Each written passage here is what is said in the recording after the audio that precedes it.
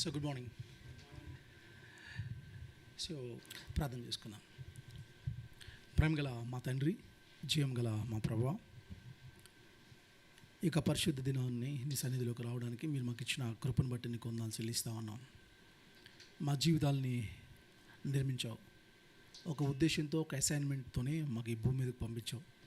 ఏ ఉద్దేశంతో అయితే మమ్మల్ని జీవితాలు నిర్మించి ఏమి చేయాలి నీ రాజ్యం కోసం అనేది, ఏ స్కిల్ అయితే, ఎబిలిటీ అయితే మీరు మాకు అనుగ్రహించారో దాంట్లో మేము నమ్మకంగా పనిచేసే కృపను మాకు అనుగ్రహించండి.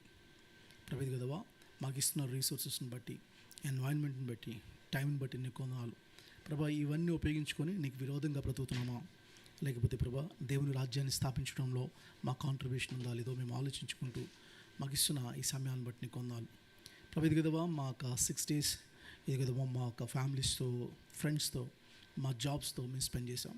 ఇది కదవా ఈ యొక్క పునరుత్థాన దినంలో ఇది కదవా ఒక బిగ్ ఫ్యామిలీగా, డిఫరెంట్ ఫ్యామిలీస్, ఒక యునైటెడ్ ఫ్యామిలీగా రావడానికి మీరు ఇచ్చిన కృపను బట్టి నీకు వందనాలు.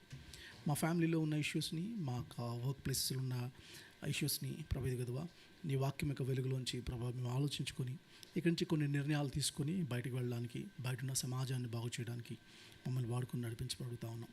ప్రతి కదా వచ్చిన బిడ్డలను బట్టి నీకు వందనాలు.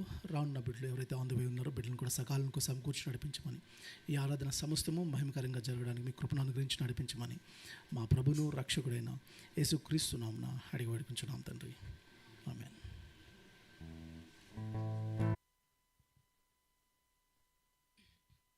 దేవుని నామానికి స్తోత్రం. మరి బయట ఉన్న వాళ్ళందరూ వచ్చేస్తే లోపలికి బాగుంటుంది. ఎలా ఉన్నారు? బాగున్నారా? వారం అంతా బాగా గడిచిందా? ఇది రొటీన్ క్వశ్చన్ ఏమీ కాదు. I really mean it. How was your week? ఒక అబ్బాయి స్కూల్ నుంచి వచ్చి ప్రతిరోజు మరి వెనుక ఒక ఫారెస్ట్ లాగా లోన్లీ ప్లేస్ ఉంటే అక్కడికి వెళ్ళిపోయేవాడంట స్కూల్ నుంచి రాగానే. మరి వాళ్ళ నాన్నగారికి అర్థం కాలేదంట ఎందుకు అలా వెళ్తున్నాడని చెప్పి. ఒకరోజు మరి అడిగాడు, ఏంటి ప్రతిరోజు అలా వెళ్తున్నావు, ఆ లోన్లీ ప్లేస్కి ఎందుకు వెళ్తున్నావు అని చెప్తే, నేను ప్రార్థన చేసుకోవాలనుకుంటున్నాను, అందుకనే ఆ ప్లేస్కి వెళ్తున్నాను అని చెప్పాడండి. ఎక్కడైనా ప్రార్థన చేసుకోవచ్చు దేవుని, ఎక్కడ చేసినా ఆయన వింటాడు. సో ఆయన ఎక్కడైనా సేమ్గా ఉంటాడు, ఎక్కడైనా సేమ్. ఆయన పవర్ మారదు, ఏమి మారదు. ఆయన అన్ని చోట్ల ఒకటే రీతిగా ఉంటాడు అని అంటే ఆ అబ్బాయి అన్నాడంట, దేవుడు అన్ని చోట్ల ఒకటే రీతిగా ఉంటాడేమో కానీ నేను ఒకే రీతిగా ఉండట్లేదు. చర్చిలో వచ్చినప్పుడు ఒక రకంగా, బయట పనిచేసేటప్పుడు ఒక రకంగా, స్కూల్లో ఉన్నప్పుడు ఒక రకంగా, కాలేజీలో ఉన్నప్పుడు ఒక రకంగా ఉంటున్నాను. అందుకనే నేను ఒంటరిగా వెళ్ళి ఆయనతోటి నా యొక్క రిలేషన్ నేను స్ట్రెంగ్థెన్ చేసుకోవాలనుకుంటున్నాను. నిజమే కదా, మనము మారిపోతూ ఉంటాం. పరిసరాలు మారుతున్నప్పుడు, పరిస్థితులు మారుతున్నప్పుడు మనం మారిపోతాం. కానీ దేవుడు మారడు. అయితే నేను ఆన్లైన్లో చూస్తే కూడా సరిపోతుందిలే, చర్చికే వెళ్ళాలా, ఎక్కడున్నా కూడా దేవుడే కదా, ఎక్కడైనా మనం ప్రార్థన చేయొచ్చు కదా అని అంటే, no, it's not like that. You come to church for fellowship, for worship, ఇవన్నీ కూడా. ఏమో ఈరోజు మీరు మాట్లాడుతున్న ఒక మాట ఫెలోషిప్లో ఒక మనిషికి చాలా ఆదరణ ఇవ్వచ్చు. దేవుడు అందుకోసం మిమ్మల్ని ఈరోజు తీసుకుని ఉండొచ్చు. It's not only about pastors speaking to us, right? మనం కూడా ఇక్కడ చాలామంది మనం ఉన్నాము, మనము నవ్వుతూ కనిపిస్తాం కానీ లోపల చాలా బాధ ఉండొచ్చు. ఈరోజు ఒక మాట, మంచి మాట మీరు మాట్లాడగలిగితే ఆ యొక్క పగిలినటువంటి, విరిగినటువంటి హృదయము కట్టుకోవచ్చేమో. దానికోసం దేవుడు తీసుకొస్తున్నాడేమో. We don't know the purpose, right? But we just have to be available all the time కదా. సో అలాంటి దేవుని మనము ఆరాధించడానికి వచ్చాము. మనము ఆరాధనలోకి ముందుకు వెళ్ళే ముందు I just want to share one thought. దానికి వెళ్ళే ముందు నా టైం ఇంకా స్టార్ట్ అవ్వలేదు అనుకుంటా. నేను అనౌన్స్మెంట్స్లో 2 అనౌన్స్మెంట్స్ నేను ఐ వాంట్ టు రీఇటరేట్. ఏంటంటే, ఒకటి ప్రీ మ్యారిటల్ కౌన్సిలింగ్. అది మరి ఎవరైతే మ్యారేజ్కి సిద్ధపడుతున్నారో వారి కోసం అని చెప్పి మనము అది ఏర్పాటు చేస్తున్నాము. మేబీ సెప్టెంబర్ 1st 2 weeksలో దాన్ని పెట్టాలని చెప్పేసి ఆశపడుతున్నాం. నా దగ్గర పెళ్లి చేసుకుపోయే వాళ్ళు వచ్చి ఇలా అన్నారు, మా పేరెంట్స్ ప్రీ మ్యారిటల్ కౌన్సిలింగ్ అడిగారక్క అని అంటే I really felt very happy. ఎంతమంది పేరెంట్స్ నిజంగా మా పిల్లలు మ్యారేజ్ అనేటువంటి కవనెంట్లోకి ఎంటర్ అవుతున్నారు కాబట్టి వాళ్ళని ప్రిపేర్ చేసుకోవాలి అనేటువంటి ఆలోచన ఎంతమంది పేరెంట్స్కి ఉంది. ఏం డ్రెస్ కొందామా, ఏ చీరలు కొందామా, ఏ నగలు కొందామా అనే దాంట్లో బిజీ అయిపోయారు. కానీ దేవునితో పాటుగా నా పార్ట్నర్తో కవనెంట్లోకి వెళ్తున్నప్పుడు నన్ను నేను ప్రిపేర్ చేసుకోవాలన్న ఆలోచన చాలామందికి ఉండదు. అటు పేరెంట్స్ కానీ ఇటు అవబోతున్నటువంటి పార్ట్నర్స్ కానీ ఉండదు. బట్ దిస్ కపుల్ మేబీ ఒక మోడల్ కపుల్ అవ్వచ్చు. వాళ్ళు అడిగారు కాబట్టి మనం దాన్ని కరికులం సెట్ చేసి మనము సెప్టెంబర్ 1 2 వీక్స్లో పెట్టాలనుకుంటున్నాము. మరి ఫ్రెష్గా మ్యారేజ్ అయిన వాళ్ళు కూడా జాయిన్ అవ్వచ్చు, మ్యారేజ్ కోసం చూస్తున్న వాళ్ళు కూడా జాయిన్ అవ్వచ్చు. ఇంకొక సెకండ్ అనౌన్స్మెంట్ ఏంటంటే, మనము అంటే ఎవ్రీ వీక్ ఇక్కడ మరి అనౌన్స్మెంట్ చదివే వాళ్ళు ఒకటి చెప్తున్నారు, మీరు గమనించుంటే మనము సోషల్ మీడియాలో ఈ మధ్య చాలా యాక్టివ్గా ఉంటున్నాము, దాన్ని మీరు షేర్ చేయండి అని చెప్తున్నారు. వాళ్ళు చెప్తూనే ఉంటారు, మేమైతే చేయబోయేది లేదు. అలా అనుకుంటున్నామా? చేయండి, పర్లేదు, తప్పేమి లేదు కదా. ఫాల్స్ టీచింగ్ అయితే ఉండదు కదా. సో ఎందుకని ఒక్క మధు తప్ప ఎవ్వరు షేర్ చేయరు. మధు ప్రతిదీ షేర్ చేస్తాడు. అంటే ఎందుకని మనము చిన్న విషయమే కదా షేర్ చేసుకోవడం అనేది. ఆ చిన్న విషయం చేస్తే చాలామంది మరి ప్రాస్టిట్యూట్స్ మధ్య సేవ్ చేయడం కోసమని బ్రోతల్ హౌస్ కూడా వెళ్ళిపోతున్నారు. చాలా పెద్ద విషయం అది. కొంతమంది ప్రిజన్లో ఉన్న వాళ్ళని ఇన్ఫ్లుయెన్స్ చేయడం కోసము జైళ్ళలోకి వెళ్ళిపోతున్నారు. చాలా పెద్ద విషయం. మనం అంత పెద్ద విషయాలు ఏం చేయట్లేదు ఇక్కడ. చాలా చిన్న విషయమే. ఏంటి? ఒక లైక్ కొట్టడం, షేర్ కొట్టడం, ఒక కామెంట్ కూడా రాయడానికి టైం లేదనుకోండి, జస్ట్ ఏదైనా ఒక ఐకాన్ ఎమోజీ పెట్టచ్చా కదా. మనము ఎందుకని sometimes it's not only pastors who are going to encourage you. మీరు కూడా పాస్టర్స్ని ఎంకరేజ్ చేయొచ్చు. we need that. we are also mere human beings కదా. ఎంకరేజ్ చేద్దాం.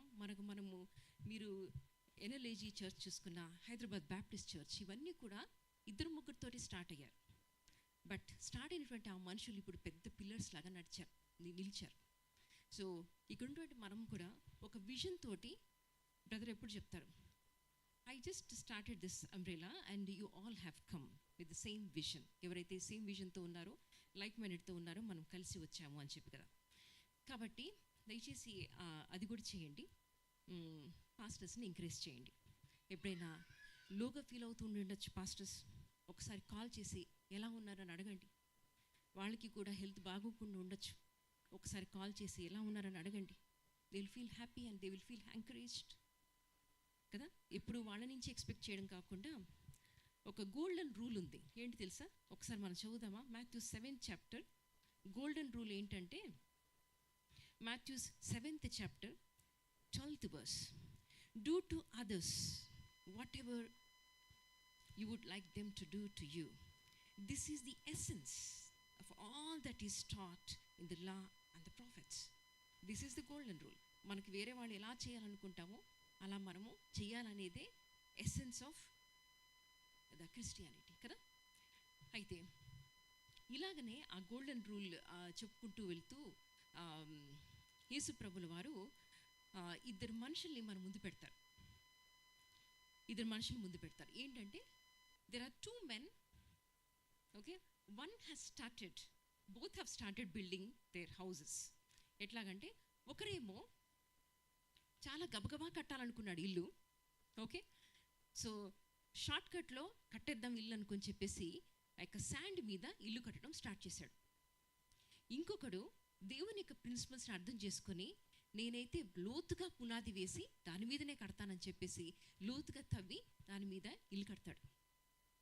2 ఇండ్ల మీద వర్షం వస్తుంది.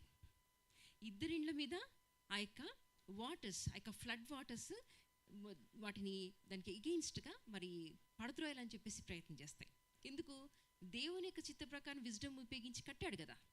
ఈ స్టామ్ నుంచి దేవుడు ఆ యొక్క ఇంటిని రక్షించుండొచ్చు కదా. కానీ 2 ఇండ్ల మీద వర్షం పడ్డది, 2 ఇండ్ల మీద గాలి వీచింది.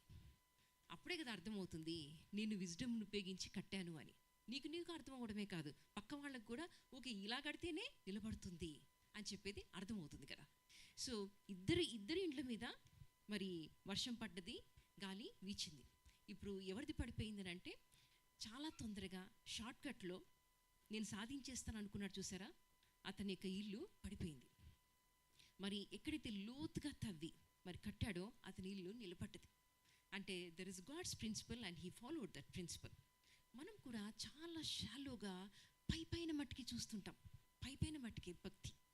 అందుకని అంటాడు, ప్రభా అని పిలిచేవాడు నా యొక్క రాజ్యానికి అర్హుడు కాదు. నాకు చాలా స్ట్రాంగ్ కమిట్మెంట్ కావాలి, కన్విక్షన్ కావాలి. అలాంటి వాళ్ళతోటి నేను బలమైన ఇళ్ళను కట్టించుకుంటాను, బలమైన కుటుంబాలని కట్టించుకుంటాను, బలమైన డిపార్ట్మెంట్స్ని కట్టుకుంటాను, బలమైనటువంటి దేవుని రాజ్యం కోసము సమస్తాన్ని సిద్ధం చేస్తాను అని అంటాడు. మనం ఏం చేస్తున్నాం, ఒక చిన్న కోర్స్ చూసుకోండి, ఒక చిన్న కోర్సులో జాయిన్ అవుతాం, పైపైనే చదువుతాం, మనం లోపల వాటికి వెళ్ళాం. ట్రైనర్ ఎంత చెప్తే అంత చాలా అనుకుంటాం. బలంగా దాన్ని ఎలాగా ఆ సెల్ఫ్ స్టడీ అని చెప్పేసి నేను దీన్ని పర్ఫెక్ట్గా నేర్చుకోవాలని చెప్పి ఎంతమంది చదువుతాం. ఒక కవనెంట్లోకి ఎంటర్ అవుతాం, పైపైన మట్టికే. హస్బెండ్ పూర్తిగా అర్థం కాడు, వైఫ్ అర్థం కాదు, అందులోనే సంవత్సరాలు గడిచిపోతే అలాగే పిల్లలు కూడా కనేస్తారు. కొద్ది రోజుల తర్వాత అర్థమవుతుంది, నేను చాలా షాలోగా ఉన్నాను అనిపిస్తుంది, ఈ మనిషిని ఇలాగ నేను అర్థం చేసుకున్నానా, చాలా డిఫరెంట్గా ఉన్నాడే అనిపిస్తుంది. అప్పుడు డివోర్స్ తీసుకోవాలనిపిస్తుంది. అందుకనే we see so many broken marriages. చాలా షాలోగా ఉంటాయి రిలేషన్షిప్స్, లోతుగా వెళ్ళలేదు అసలు. ఒక మొబైల్ని కూర్చొని కొత్త మొబైల్ కొన్నాం అనుకోండి, లేదంటే ఒక కొత్త ల్యాప్టాప్ కొన్నాం అనుకోండి, వి ఎక్స్ప్లోర్ ఎవ్రీథింగ్. లోపల ఏముంది, ఏం ఫీచర్స్ ఉన్నాయి. కానీ ఒక మనిషిని పెళ్లి చేసుకుంటున్నావే, లేదంటే ఒక మనిషితోటి ఫ్రెండ్షిప్ అని అంటున్నావే, ఆ మనిషిని మటుకు పూర్తిగా చదవలేకపోతున్నావు. ఎంతకాలం బ్రతుకుతాం? 5 మందిని let me change this man let me change my bed అనుకుంటూ ట్రై చేసినటువంటి ఒక ఆమె 6వ మనిషితో ఉన్నటువంటి ఆ యొక్క మనిషితో ఉన్నప్పుడు కూడా ప్రభు చెప్తుంది ఏంటంటే, వీడిని నీ భర్తను తీసుకురా అని అన్నాడు. అలాంటి అమ్మాయిని కూడా వదిలిపెట్టలేదు. You have to correct your marriage, you have to correct your relationship అని చెప్పేసి మాట్లాడుతున్నాడు. మనము మన యొక్క రిలేషన్స్ని ఎలాగ చూసుకుంటున్నాం? చాలా షాలోగా. ఒక మనిషితోటి నిజంగా డీప్గా ఫ్రెండ్షిప్ చేయాలంటే, ఒక మనిషితోటి మనం అర్థం చేసుకొని జీవితాన్ని కొనసాగించాలంటే ఎలా ఉండాలి? అది కూర్చోవాలి కదా, మాట్లాడాలి కదా, అర్థం చేసుకోవాలి కదా. పేరెంట్స్కి ఎప్పుడైనా ఏమర్థమో మనం చూసామా? పిల్లలకి ఏమర్థమో ఎప్పుడైనా ఆలోచించామా? చాలా షాలో లైఫ్స్, మెకానికల్ లైఫ్స్. ఏంటంటే టైం ఎక్కడ? మనమంతా విలియం కేరీ అంత పని చేసేసి ఉంటే మరి ఎట్లుండేది అసలు కదా? ఎలా ఉంటుంది అంటే ఇంత షాలోగా ఎందుకని లైఫ్స్ అయిపోయినాయి? మరి ఆ మనిషిని అర్థం చేసుకోవాలంటే ఏం చేయాలి? ప్రభు అన్నారు, నువ్వు ఎక్కడ ఉంటావు? యోహాను ఇంకొక శిష్యుడు అడిగినప్పుడు, రా వచ్చి చూడు అని చెప్పినప్పుడు ప్రభు ఎంతవరకు తీసుకెళ్ళి ఉంటారు అనుకుంటున్నారు మీరు? బెడ్రూమ్ వరకు తీసుకెళ్ళి ఉంటాడా? ఎంతవరకు చూపించుంటాడు ఇల్లు? నువ్వు నాతో, నేనున్న ఇంటిని నువ్వు చూద్దురా, నా ప్లేస్ చూద్దురా, ఎక్కడ ఉంటావు అని అంటే they wanted to understand his life style, they wanted to know more about him. అప్పుడు he gives an invitation, come and see where I'm living అని చెప్పేసి ఇన్విటేషన్ ఇస్తున్నాడు. ఇచ్చినప్పుడు ఎక్కడి వరకు పిలిచుంటాడు? షాలోగా రిలేషన్ మెయింటైన్ చేయడం కోసమా? బెడ్రూమ్ వరకు పిలిచుంటాడు, కిచెన్ వరకు పిలిచుంటాడా? We don't no. అక్కడైతే బైబిల్లో లేదు మరి. కానీ హోల్ పర్పస్ ఏంటంటే వాళ్ళు ఆయన్ని అర్థం చేసుకోవాలనేది. ఎంతవరకు అర్థం చేసుకుని ఉంటారు మనకైతే తెలీదు. కానీ ఎంతవరకు వాళ్ళని అలో చేయొచ్చు అని అంటే they should be some inner circles. We cannot allow every one to the most inner circle. ఒక్కరే ఇక్కడ అనుకున్నారు కదా. అయితే ఎంతవరకు సీక్రెసీ మెయింటైన్ చేయొచ్చు, ఎంతవరకు బౌండరీస్ పెట్టచ్చు? ఈ షాలో అంటే ఏంటి, డీప్ రిలేషన్షిప్స్ అంటే ఏంటి, ఎంతవరకు నేను అలో చేయాలి అనుకునేటప్పుడు ప్రభువులు వారు పిలిచారు అని అంటే నేను కూడా పిలిచేస్తానా? ఈరోజు నేను కూడా ఏమాత్రం బౌండరీస్ లేకుండా అందరినీ లోపల పిలిచేసుకుందానా? ఇంకొక రెఫరెన్స్ ఏమైనా ఉందా దీన్ని అర్థం చేసుకోవడానికంటే, హిజ్కియాకి ఆ యొక్క మరి ఇల్నెస్, మరి ఆ సిక్నెస్ దేవుడు తీసేసిన తర్వాత ఆయన్ని చూడడానికి బాబిలోనియన్ వాళ్ళు వస్తారనమాట. అప్పుడు ఆయన మొత్తం చూపిస్తాడు, ఏమీ లేకుండా మొత్తం అంతా చూపిస్తే అని అంటాడు, మరి ప్రవక్త వచ్చానంటాడు. ఏం చూశారు వాళ్ళు? ఎక్కడి నుంచి వచ్చారు? బాబిలోనియన్స్. వాళ్ళు ఏమి మన వాళ్ళు కాదు, తెలుసు, శత్రువుల్లాగానే ఉంటారని చెప్పేసి ఎంతవరకు చూసారు? అంతా చూసేశారు. అదంతా తీసుకెళ్ళిపోతారు. So deep relationships are required, but you always have to have some boundaries. దేవుని యొక్క నియమం ఏంటి ఇందులో అని చెప్పి ప్రతి దాంట్లోనూ మనము ఆయన తెలుసుకోగలగాలి. అలాంటి విజ్డమ్ ఈరోజు మనకు అవసరం. అలా ఉన్నప్పుడు మనకు కుటుంబాలు పడిపోవు, మనకు సర్ప్రైజెస్ ఉండవు. అయ్యో ఇలా అనుకుని అలౌ చేశానే, ఇలా అనుకుని స్టార్ట్ చేశానే కోర్సు, ఇది చాలా కష్టంగా ఉంది. అందుకని అంటాడు, నువ్వు ఇల్లు కట్టే ముందే అన్నీ ఆలోచించుకోవా అని అంటాడు. నీ బలం ఏంటి, నీ బలహీనత ఏంటి, ఎవరిని ఎంతవరకు అలౌ చేయొచ్చు, ఎవరిని ఎంతవరకు బౌండరీలో పెట్టాలి, ఇవన్నీ లేదా. This is wisdom. ఇలాంటి విజ్డమ్ తోటి మన కుటుంబాలు మనం కట్టుకోగలిగితే, మన చర్చెస్ని మనం కట్టుకోగలిగితే, మనకి డిపార్ట్మెంట్స్ని కట్టుకోగలిగితే, then God is going to use such people to build the strongest wisdom, the strongest kingdom that's going to come. అలాంటి దానికి ఈరోజు నేను విజ్డమ్ తోటి కడుతున్నానా, ఆ యొక్క రాక్ మీద చాలా బలంగా ఫౌండేషన్ వేసి ఏమి చేసినా బలంగా దేవుని యొక్క నియమం ఏంటో తెలుసుకొని, దాంతో అది ఒక మ్యారేజ్ కావచ్చు, అదొక ఫ్రెండ్షిప్ కావచ్చు, అదొక కోర్స్ కావచ్చు, నేను చేసేటువంటి పని కావచ్చు, ఏదైనా సరే నేను దేవుని యొక్క వాక్యానుసారంగా చాలా డీప్గా స్టడీ చేసి అలాంటి దాని మీద చాలా స్ట్రాంగ్గా కడతాను. అలాంటి నిర్మాణాలు దేవునికి కావాలి, అలాంటి జీవితాలు కావాలి. దేవుని యొక్క చిత్తం ఏంటో తెలుసుకొని మన యొక్క నిర్ణయాలు తీసుకునేటువంటి పరిస్థితిలో మనం ఉన్నామా అనేది ప్రశ్న. మనమంతా ఒక్కసారి మరి నిలబడి ఆయన సన్నిధిలో మనము అప్పగించుకుందాం ఆయనకి. మన యొక్క జీవితంలోని ప్రతి ఏరియాని ఆయన ముందు పెట్టి, ప్రభా నేను దేని మీద కట్టుకుంటున్నాను, నేను దేని మీద కట్టుకుంటున్నాను, చాలా షాలోగా శాండ్ మీద కట్టేసుకుంటున్నానా, నేను డీప్గా ఆలోచించి నీ చిత్తం ఏంటో తెలుసుకొని అలా స్ట్రాంగ్ బిల్డింగ్ నేను కడుతున్నానా? What am I doing? ఒకసారి మన నిర్ణయాలు, మన జీవితంలో మనం అలౌ చేసినటువంటి పీపుల్, మనం చేసినటువంటి ప్రామిసెస్ ఒకసారి ఆలోచించుకుందామా? ఆ యొక్క స్ట్రాంగ్ కన్విక్షన్స్, ఆ యొక్క కమిట్మెంట్స్ ఎక్కడున్నాయి? మనం పైనే మాట్లాడుతాం, పైనే చూస్తున్నాం. ప్రతి దానిలోనూ ఆయన యొక్క చిత్తాన్ని తెలుసుకొని, షార్ట్ కట్స్ ఏమి లేవు, దేనికి షార్ట్ కట్స్ ఉండవు. మనం కోరేటువంటి కోరికలు నిజంగా దేవుని చిత్తానుసారంగా ఉంటున్నాయా, స్క్రిప్చర్ బేస్డ్గా ఉంటున్నాయా? ఎంత స్ట్రాంగ్ కన్విక్షన్స్ నా జీవితంలో ఉన్నాయి, మనం చెక్ చేసుకుందామా?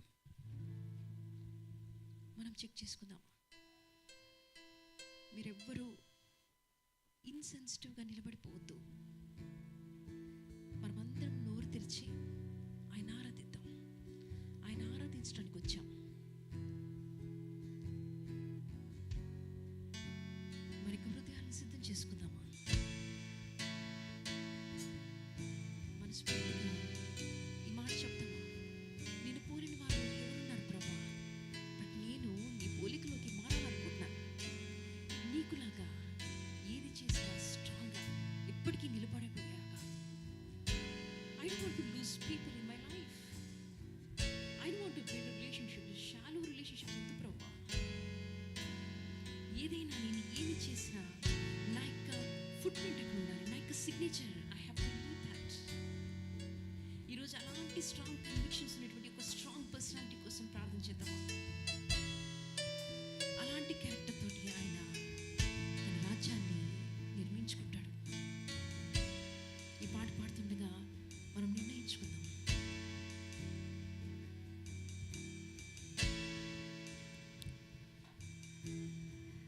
కృంగియున్న నన్ను చూచి కన్నీటిని తుడిచితివయ్యా, కంటి పాపవాలే కాచి కరుణతో నడిపితివయ్యా. కృంగియున్న నన్ను చూచి కన్నీటిని తుడిచితివయ్యా, కంటి పాపవాలే కాచి కరుణతో నడిపితివయ్యా.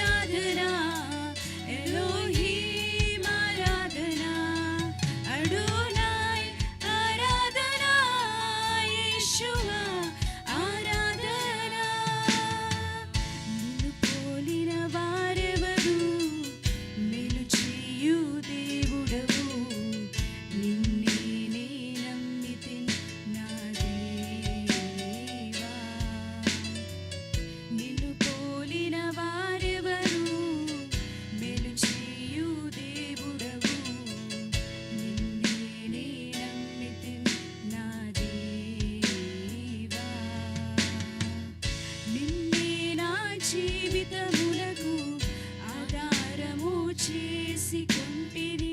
నీవు లేని జీవితమంతా వ్యర్థముగా పోవునయ్యా.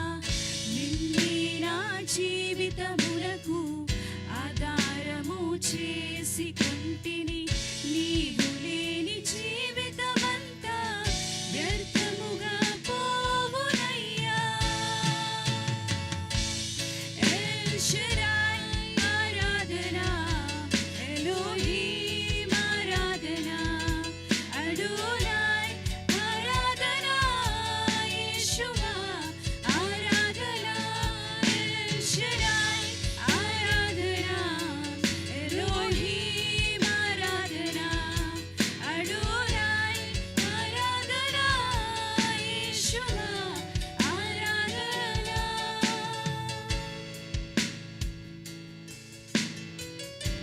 మరణపు మార్గమందు నడిచిన వేళ వైద్యునిగా వచ్చి మనకు మరో జన్మించాడు.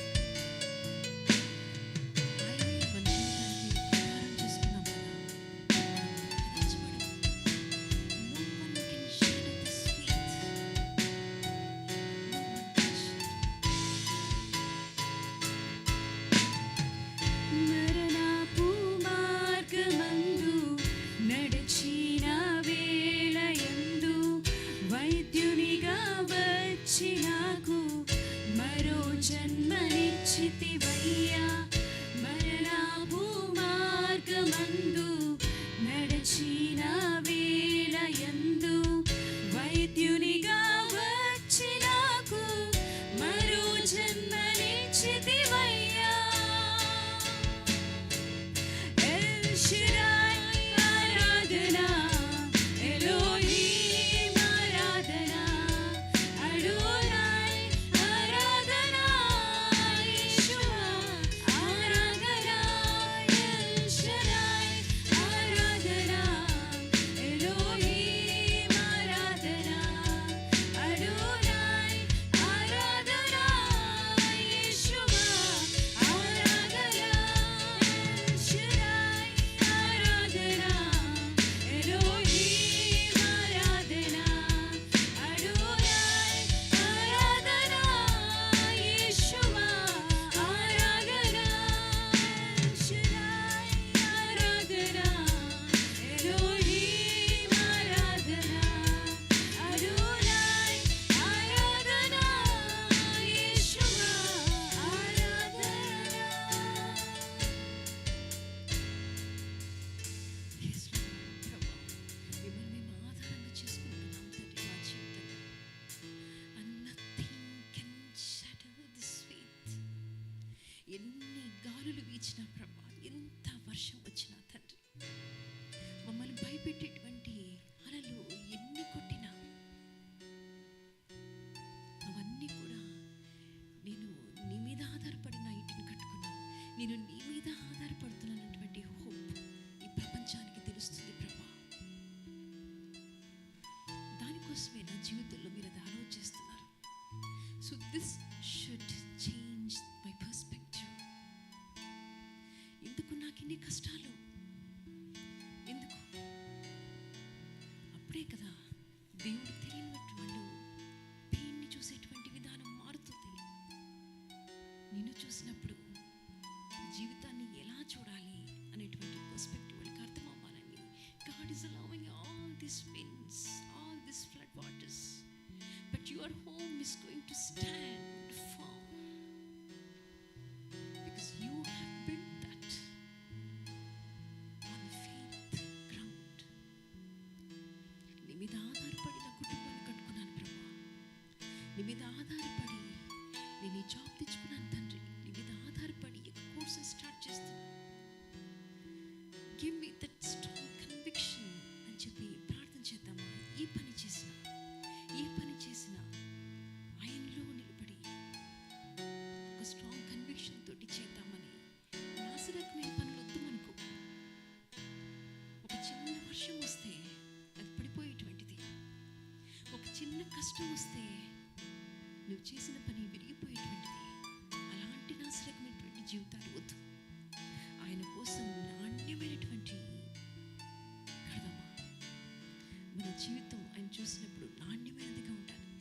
చుట్టూ నిన్ను చూస్తున్నప్పుడు, నీ చుట్టూ ఉన్న వాళ్ళు నిన్ను చూస్తున్నప్పుడు, అన్యులు నిన్ను చూస్తున్నప్పుడు అలాంటి నాణ్యమైనటువంటి జీవితాన్ని వాళ్ళకి చూపించగలమా? Let us take that decisions today. Yes, Lord. నా జీవితం షాలోగా ఉండదు.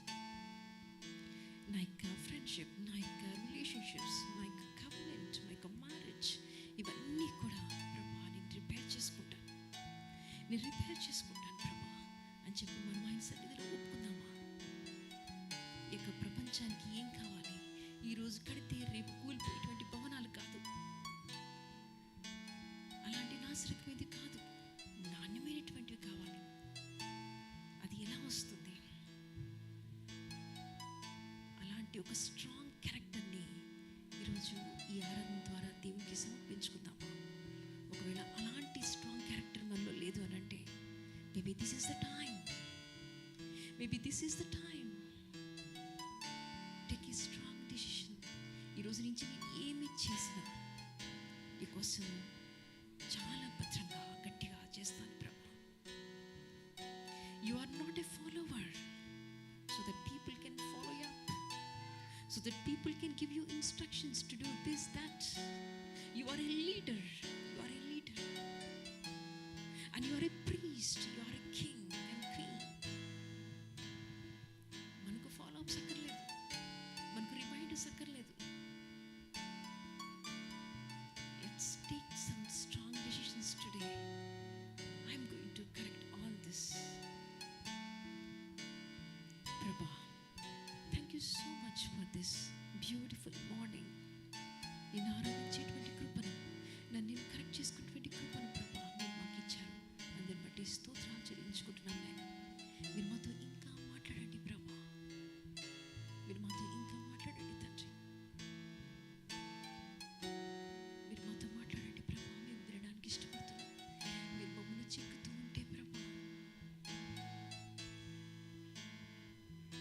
మేము మీకు లోబడాలని ఇష్టపడుతున్నాం తండ్రి. ఎవరైనా ఒక మాట చెప్తే మేము చాలా హార్ట్ అయిపోతాం. ఎందుకనో instead of correction we feel very hurt. మాకు ఇతరులు ఎలా చేయాలనుకుంటున్నామో అలా మేము ఇతరులకు చేయాలని ఈరోజు ఆ యొక్క గోల్డెన్ రూల్ని మేము ఇంప్లిమెంట్ చేసుకోవాలనుకుంటున్నాం ప్రభా మా లైఫ్లో. Strengthen us master and bless this time for us. ఈ సమయాన్ని మాకు ఆశీర్వాదకరంగా చేయండి. మీరు మాతో ఇంకా మాట్లాడమని యేసుక్రీస్తు వారి అతి పరిశుద్ధమైన నామమున అడిగి వేడుకుంటున్నాను తండ్రి, ఆమేన్.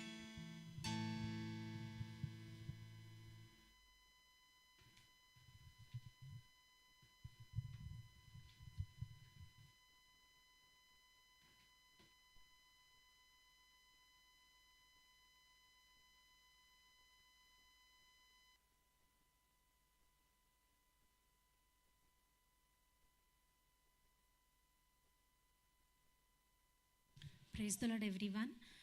I request all the Sunday school kids, all the children to go down to attend the Sunday school. The Sunday school పిల్లలందరూ కిందకి వెళ్ళాలని రిక్వెస్ట్ చేస్తున్నాం. ఈ దినం కొరకైన ఏర్పాటు చేయబడిన పాఠ్యభాగము పరిశుద్ధ గ్రంథంలో నుండి అపోస్తలుల కార్యములు 20వ అధ్యాయము 1 నుండి 11 వచనాలు. అపోస్తలుల కార్యములు 20వ అధ్యాయము 1 నుండి 11 వచనములు. ఈరోజు వాక్యం ఈ పాఠ్యభాగం మీద డిస్కషన్ కాబట్టి అందరినీ జాగ్రత్తగా ఫాలో అవ్వమని రిక్వెస్ట్ చేస్తున్నాను. అల్లరి అణిగిన తరువాత పౌలు శిష్యులను తన యొద్దకు పిలువనంపించి హెచ్చరించిన మీదట వారి యొద్ద సెలవు పుచ్చుకొని మాసిదోనియకు వెళ్ళుటకు బయలుదేరెను. ఆ ప్రదేశంలో ఎందు సంచరించి పెక్కు మాటలతో వారిని హెచ్చరించి గ్రీసునకు వచ్చెను. అతడు అక్కడ 3 నెలలు గడిపి ఓడ ఎక్కి సిరియాకు వెళ్ళవలనని ఉండగా అతని విషయమై యూదులు కుట్ర చేయుచున్నందున మాసిదోనియా మీదుగా తిరిగి రావాలనని నిశ్చయించుకొనెను. మరియు పుర్రు కుమారుడును బెరయా పట్టణస్థుడునైన పోషత్రును, తెస్సలోనికైలలో అరిస్తర్కును, సెకుందును దెర్బే పట్టణస్థుడైన గాయియును తిమోతియును ఆసియా దేశస్థులైన తుకికు త్రోఫిమును అతనితో కూడా వచ్చిరి. వీరు ముందుగా వెళ్ళి త్రోయలో మా కొరకు కనిపెట్టుకొని ఉండిరి. పులియని రొట్టెల దినములైన తరువాత మేము ఓడ ఎక్కి ఫిలిప్పి విడిచి 5 దినములలో త్రోయకు వచ్చి అచ్చట వారి యొద్ద 7 దినములు గడిపితిమి. ఆదివారమున మేము రొట్టె విరుచుటకు కూడినప్పుడు పౌలు మరునాడు వెళ్ళనయ్యుండి వారితో ప్రసంగించుచు అర్ధరాత్రి వరకు విస్తరించి మాట్లాడుచుండెను. మేము కూడియున్న మేడగదిలో అనేక దీపములుండెను. అప్పుడు ఐతుకు అను ఒక యవనస్తుడు కిటికీలో కూర్చుండి గాఢ నిద్రపోయి పౌలు చాలాసేపు ప్రసంగించుచుండగా నిద్రాభారం వలన జోగి 3వ అంతస్తు నుండి క్రింద పడి చనిపోయిన వాడై ఎత్తబడెను. అంతటా పౌలు క్రిందికి వెళ్ళి అతని మీద పడి కౌగిలించుకొని, మీరు తొందరపడకుడి, అతని ప్రాణం అతనిలోనున్నదని వారితో చెప్పెను. అతడు మరలా పైకి వచ్చి రొట్టె విరిచి పుచ్చుకొని తెల్లవారు వరకు విస్తారంగా సంభాషించి బయలుదేరను. దేవుడి వాక్యం దీవించుగాక.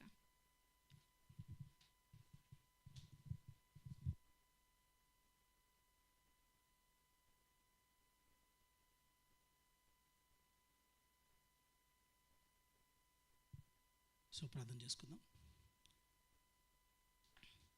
ప్రేమగల తండ్రి, జీవం గల మా ప్రభా, ఉదయకాల సమయంలో ఇప్పటి వరకు నీ కుమార్తెని ఎత్తిపెట్టుకొని మా ఫౌండేషన్స్ని ప్రభా, మా హార్ట్లో ఉన్న ఇష్యూస్ని మేము ఎట్లా డీల్ చేసుకోవాలి ప్రభా. సూపర్ఫిషియల్గా మాకు రిలేషన్షిప్స్ ఉన్నాయా, అది నీతో కానీ వ్యక్తులతో కానీ ప్రభా, మా సంబంధాలు లోతుగా ఉండడానికి దానికి తగిన ఫౌండేషన్స్ ప్రభా మాకు ఎట్లా పడాలో నీ బిడ్డని ఎత్తిపెట్టుకొని మాకు ఇచ్చిన సత్యాలు బట్టి నీకు వందనాలు చెల్లిస్తాము. ప్రభుది గదవా, మేము అపోస్తల కార్యాల దగ్గరికి వచ్చాము. ప్రభుది గదవా, చర్చ్ హిస్టరీ నుంచి మేము నేర్చుకోవాల్సిన సత్యాలు ఏంటో మాకు బోధించి నడిపించమని మా ప్రభును రక్షకుడైన యేసుక్రీస్తు నామమున అడిగి వేడుకుంటున్నాం తండ్రి, ఆమేన్. సో యాక్ట్స్ 20th చాప్టర్కి మనం వచ్చాం. అపోస్తల కార్యాలు 20వ అధ్యాయము మనం వచ్చాం. సో మీకు జూలీ చదువుతున్నప్పుడు మీరు విన్నారు. సో మొదటి నుంచి 12 వచనాలు చూసినప్పుడు అండ్ దిస్ రియల్లీ నాకు ఏమనిపించింది అంటే, ఈ ప్యాసేజ్ చదువుతున్నప్పుడు ఇది చర్చ్ హిస్టరీలో జరిగిన ఒక ఈవెంట్స్. అందుకని బుక్స్ని మనం చదువుతున్నప్పుడు ఏ బుక్ని ఎట్లా చదవాలో అట్లాగే చదవాలి. సో బైబిల్ స్టడీ మెథడ్స్కి అటెండ్ అయిన వాళ్ళకి తెలుస్తుంది అదేంటి అంటే, సో హిస్టారికల్ బుక్స్ చదువుతున్నప్పుడు ఇప్పుడు ఈవెంట్స్ని ఫోకస్డ్గా ఉంటాం. కాబట్టి ఇక్కడ యాక్చువల్గా ఈ ప్యాసేజ్ మీరు చూసినప్పుడు 1 to 12 వర్సెస్ చూసినప్పుడు మొదటి నుంచి మీరు 6 వచనాలు చూస్తే పాల్ యొక్క జర్నీ గురించి ఉంది. ఆ తర్వాత పాల్ ఒక ఏరియాకి వచ్చి అక్కడ అతను బోధించడం, ఆ తర్వాత ఐతుకు అని అతను పడిపోవడం మనం చూస్తాం, అతన్ని బ్రతికించడం, అంతవరకే మనం ఈ ప్యాసేజ్లో చూస్తాము. దీంట్లోంచి కొన్ని సత్యాలు మనం నేర్చుకోవడానికి మనం ప్రయత్నించాలి. సో 20th చాప్టర్లో ఇట్లా ఉంది, అల్లర్లు తగ్గిపోయాక అన్నాడు. సో ఇట్ స్టార్ట్స్ విత్ అల్లర్లు తగ్గిపోయిన తర్వాత. సో ఇది అర్థం అవ్వాలంటే మనకి లాస్ట్ వీక్ సండే అటెండ్ అయిన వాళ్ళకి అర్థమవుతుంది. లాస్ట్ వీక్ మనం మాట్లాడుకున్నది ఎందుకు అల్లర్లు వచ్చినాయో మనం చూసుకున్నాం. సో అల్లరి ఎందుకు స్టార్ట్ అయ్యింది, డిస్టర్బెన్స్ ఎందుకు స్టార్ట్ అయ్యిందంటే, సొసైటీలో ఒక డిస్టర్బెన్స్ ఎందుకు వచ్చిందంటే, ఒక క్రిస్టియన్ వాయిస్ ఎప్పుడైతే వచ్చిందో సొసైటీలో అల్లర్లు రేకెత్తింది. సో ట్రూత్ మనల్ని ఎన్లైటన్ చేసినంతసేపు యాక్సెప్ట్ చేస్తాం, ట్రూత్ మనం రిబ్యూక్ చేస్తున్నప్పుడు ఏమవుతుందంటే దాన్ని హేట్ చేయడం స్టార్ట్ చేస్తాం. అది మనకు చదువు చెప్పినంతసేపు క్రైస్తత్వం నచ్చుతుంది, కానీ ఆ క్రైస్తత్వం చదువు చెప్పిన తర్వాత మీరు చేస్తుంది తప్పు అని కానీ అవతల విధానాలను క్వశ్చన్ చేసినప్పుడు మాత్రం క్రైస్తత్వంని హేట్ చేస్తారు. సో పౌలు చెప్పిన బోధలు వల్ల చాలామంది ఇదయ్యారు. చివరికి ఎంతవరకు వచ్చిందంటే, ఆ ఊర్లో ఆ సిటీలో ఉన్న వాళ్ళందరూ చివరికి ఏంటంటే అర్తిమేయ దేవత యొక్క లేకపోతే ఆ బొమ్మలు కొనడం మానేశారు. కాబట్టి అక్కడున్న వ్యక్తికి కోపం వచ్చింది. ఎవరైతే ఆ విగ్రహాలు చేస్తున్నాడో అతను కోపం వచ్చి ఆ కమ్యూనిటీని అందరిని తీసుకొచ్చిన కమ్యూనిటీ అంత సిటీని ఇన్ఫ్లుయెన్స్ చేయలేదు. కాబట్టి సిటీ అంతటిని రెచ్చగొట్టాలంటే ఏం చేశాడంటే, తన బిజినెస్ పడిపోతుంది కాబట్టి ఆ బిజినెస్కి దానికి రిలీజన్ అనే పూత పూసాడు, మతం అనే పూత పూసి, ఇదిగో మన అర్తిమేయ దేవత యొక్క గొప్పతనం పడిపోతుంది అని చెప్పి దానివల్ల ఏమంటే సిటీ అంతా ఏకీపించారు. సో అల్లరికి కారణం యాక్చువల్గా దాని వెనకాల ఇంటెన్షన్ ఏంటి అని అంటే, యాక్చువల్గా దాని ఇంటెన్షన్ ఏంటి, దాని వెనకాల ఉన్న ఇంటెన్షన్ ఏంటి? రిలీజనా? నిజంగా మతం మీద ఉన్న భక్త, దేశం మీద భక్త అంటే, లేదా మతం మీద నిజంగా అంత భక్తి ఉందా అంటే భక్తి కాదు ప్రాబ్లం. ప్రాబ్లం ఏంటంటే తన ప్రాఫిట్ పడిపోతుంది. కాబట్టి తన ప్రాఫిట్ ఎక్కడ ఇది అవుతుందో అని చెప్పి భయపడి దానికి ఇచ్చిన ఏంటంటే రిలీజియన్ అని కోటింగ్ ఇచ్చి ఆ ప్రాఫిట్స్ని అట్లా తీసుకొస్తూ ఉన్నారు. సో అట్లాంటి పరిస్థితుల్లోనే మన దేశం కూడా ప్రస్తుతం అదే ఉంది. అదేంటంటే చెప్పుకోవడానికి ఇది ఉంటుంది, కానీ వెనకాల దాని యొక్క ఇంటెన్షన్ వేరేది ఉంది. దేశ పరిస్థితులు కూడా మనం అట్లాగే చూస్తాం. సో ఇలాంటి కాంటెక్స్లో మనకి ఇక్కడ కనబడుతుందంటే దానివల్ల అల్లర్ల రేతి నుంచి పౌలు మీదకి దుమ్మిగా వచ్చారు. పౌలు మీద కాదు కానీ క్రిస్టియానిటీ మీదకి వచ్చినప్పుడు అక్కడ పెద్ద అల్లర్లు వచ్చింది. ఆ తర్వాత పౌలు కూడా అక్కడ మీటింగ్కి వెళ్ళలేదు. అది లాస్ట్ వీక్ మనం నేర్చుకున్నాం. సో ఇప్పుడు ఆ అల్లర్లు తగ్గినాయి. సో క్రిస్టియానిటీ ఎక్కడైతే, క్రైస్తత్వం ఎక్కడైతే తన వాయిస్ రేస్ చేసేదో, ఆ వాయిస్ రేస్ చేసినప్పుడు దానికి అగెయిన్స్ట్గా ఉన్న ప్రతి కాన్సెప్ట్ ఏం చేస్తుంది, లేచి నుంచి క్వశ్చన్ చేయడం స్టార్ట్ చేస్తుంది. క్వశ్చన్ కాదు, అది అల్లర్లు రేగిస్తుంది. సో అల్లరికి వాయిస్కి ఉన్న తేడా అదే. సో గట్టిగా కేకలు పెడతారు కొంతమంది. ఎవరన్నా పొలిటికల్ లీడర్స్ వస్తే, ఒక సినిమా యాక్టర్ వస్తే, వాళ్ళు ఎందుకు గ్యాదర్ అవుతున్నారో, ఎందుకు కరుస్తున్నారో ఎవరికి తెలియదు. ఆ మాట కూడా అది ఉంది, నిన్న మన లాస్ట్ వీక్ మనం చదువుకున్నారు. ఎందుకంటే వాళ్ళు ఎందుకు కేకలు పెడుతున్నారో ఎవరికి వచ్చిన వాళ్ళు కూడా తెలియదంట. ఊరికి అర్తిమయ్యదేవి గొప్పదనం, అర్తిమయ్యదేవి గొప్ప అని గట్టిగా 2 hours 25,000 మెంబర్స్ అడిచారట. సో వాయిస్ దగ్గరికి షౌటింగ్కి ఉన్న తేడా ఏంటంటే, షౌటింగ్లో ఎందుకు వస్తున్నారో తెలియదు, ఎందుకు అరుస్తున్నారో తెలియదు. కానీ వాయిస్ దగ్గర ఒక విజన్ ఉంటుంది, ఒక గోల్ ఉంటుంది. ఆ గోల్ కోసం వెళ్తారు. సో అరణ్యంలో ఒక ఆయన కేక వేస్తున్నాడు, దిస్ అ వాయిస్, ఎవరు, జాన్ ది బ్యాప్టిస్ట్. దానికి అల్లర్లకి చాలా తేడా ఉంది. ఆ వాయిస్లో ఏముంటుందంటే, గుర్రెలు లేని వాయిస్లు చాలా ఉన్నాయి ఈరోజు. దాని వాయిస్ అని చెప్తున్నారు. సో మన వాయిస్ని మనము ఆలోచించాలి. దేవుడు మనకి అపోస్తల కార్యాలు 20వ అధ్యాయంలో స్టార్టింగ్లో ఉపయోగించిన ఆయన అదంటే దేవుని వాక్యం చెప్తున్నమాట, అల్లర్లు తగ్గిపోయినాయి. సో ఇప్పుడు అల్లర్లన్నీ తగ్గిన తర్వాత పౌలు శిష్యుల్ని పిలిచాడు. అక్కడ మాట అంటే ఎవరు శిష్యులు, తన శిష్యులు అనలేదు, యేసు ప్రభు యొక్క శిష్యుల్ని అన్నమాట ఉపయోగించాడు, క్రీస్తు యొక్క శిష్యులు. సో ఇది మనకి జాగ్రత్తగా మనం ఆలోచించాలి. శిష్యులు అన్నప్పుడు ప్రభు శిష్యులే అనే విషయం మనం ఎప్పుడు గుర్తుపెట్టుకోవాలి. ఒక వ్యక్తికి ఎవరు శిష్యులు ఉండరు, అది ప్రభు శిష్యులుగానే వ్యక్తిని గుర్తించడం. ఒక చర్చ్ని ఎట్లా గుర్తించాలని అంటే, మొన్న రీసెంట్గా ఎవరితో మాట్లాడుతూ అన్నాను ఏమంటే, 3 years back we started a church. No I'm sorry, not we, God started a church. So uh conscious ఎప్పుడైతే మనకు లేదో, వీ అనే వచ్చిందో ఏమవుతుందంటే, ఇది నాది అనే కాన్సెప్ట్ పెరిగే ప్రమాదం ఉంది. సో సంఘము ఎప్పుడు గుర్తుపెట్టుకోండి, అది ప్రభుదే. అందుకని కురియోస్ అనే మాట అంటే ఏంటంటే, ద చర్చ్ అనే కురియోస్ అంటే లార్డ్ అని, అది ప్రభుది. ఇక్కడ కాంగ్రిగేషన్ అంట ఎవరంటే, the belongs to the lord, ప్రభుకు చెందిన వారు అనే విషయం చాలా స్పష్టంగా మాట్లాడుతుంది. కాబట్టి పౌలు శిష్యులందరూ పిలిచి వాళ్ళు ఆత్మీయంగా ప్రోత్సహించాడు. ఎక్సార్టేషన్ అనే మాట ఉపయోగించాడు, వాళ్ళని ఎంకరేజ్ చేశాడట.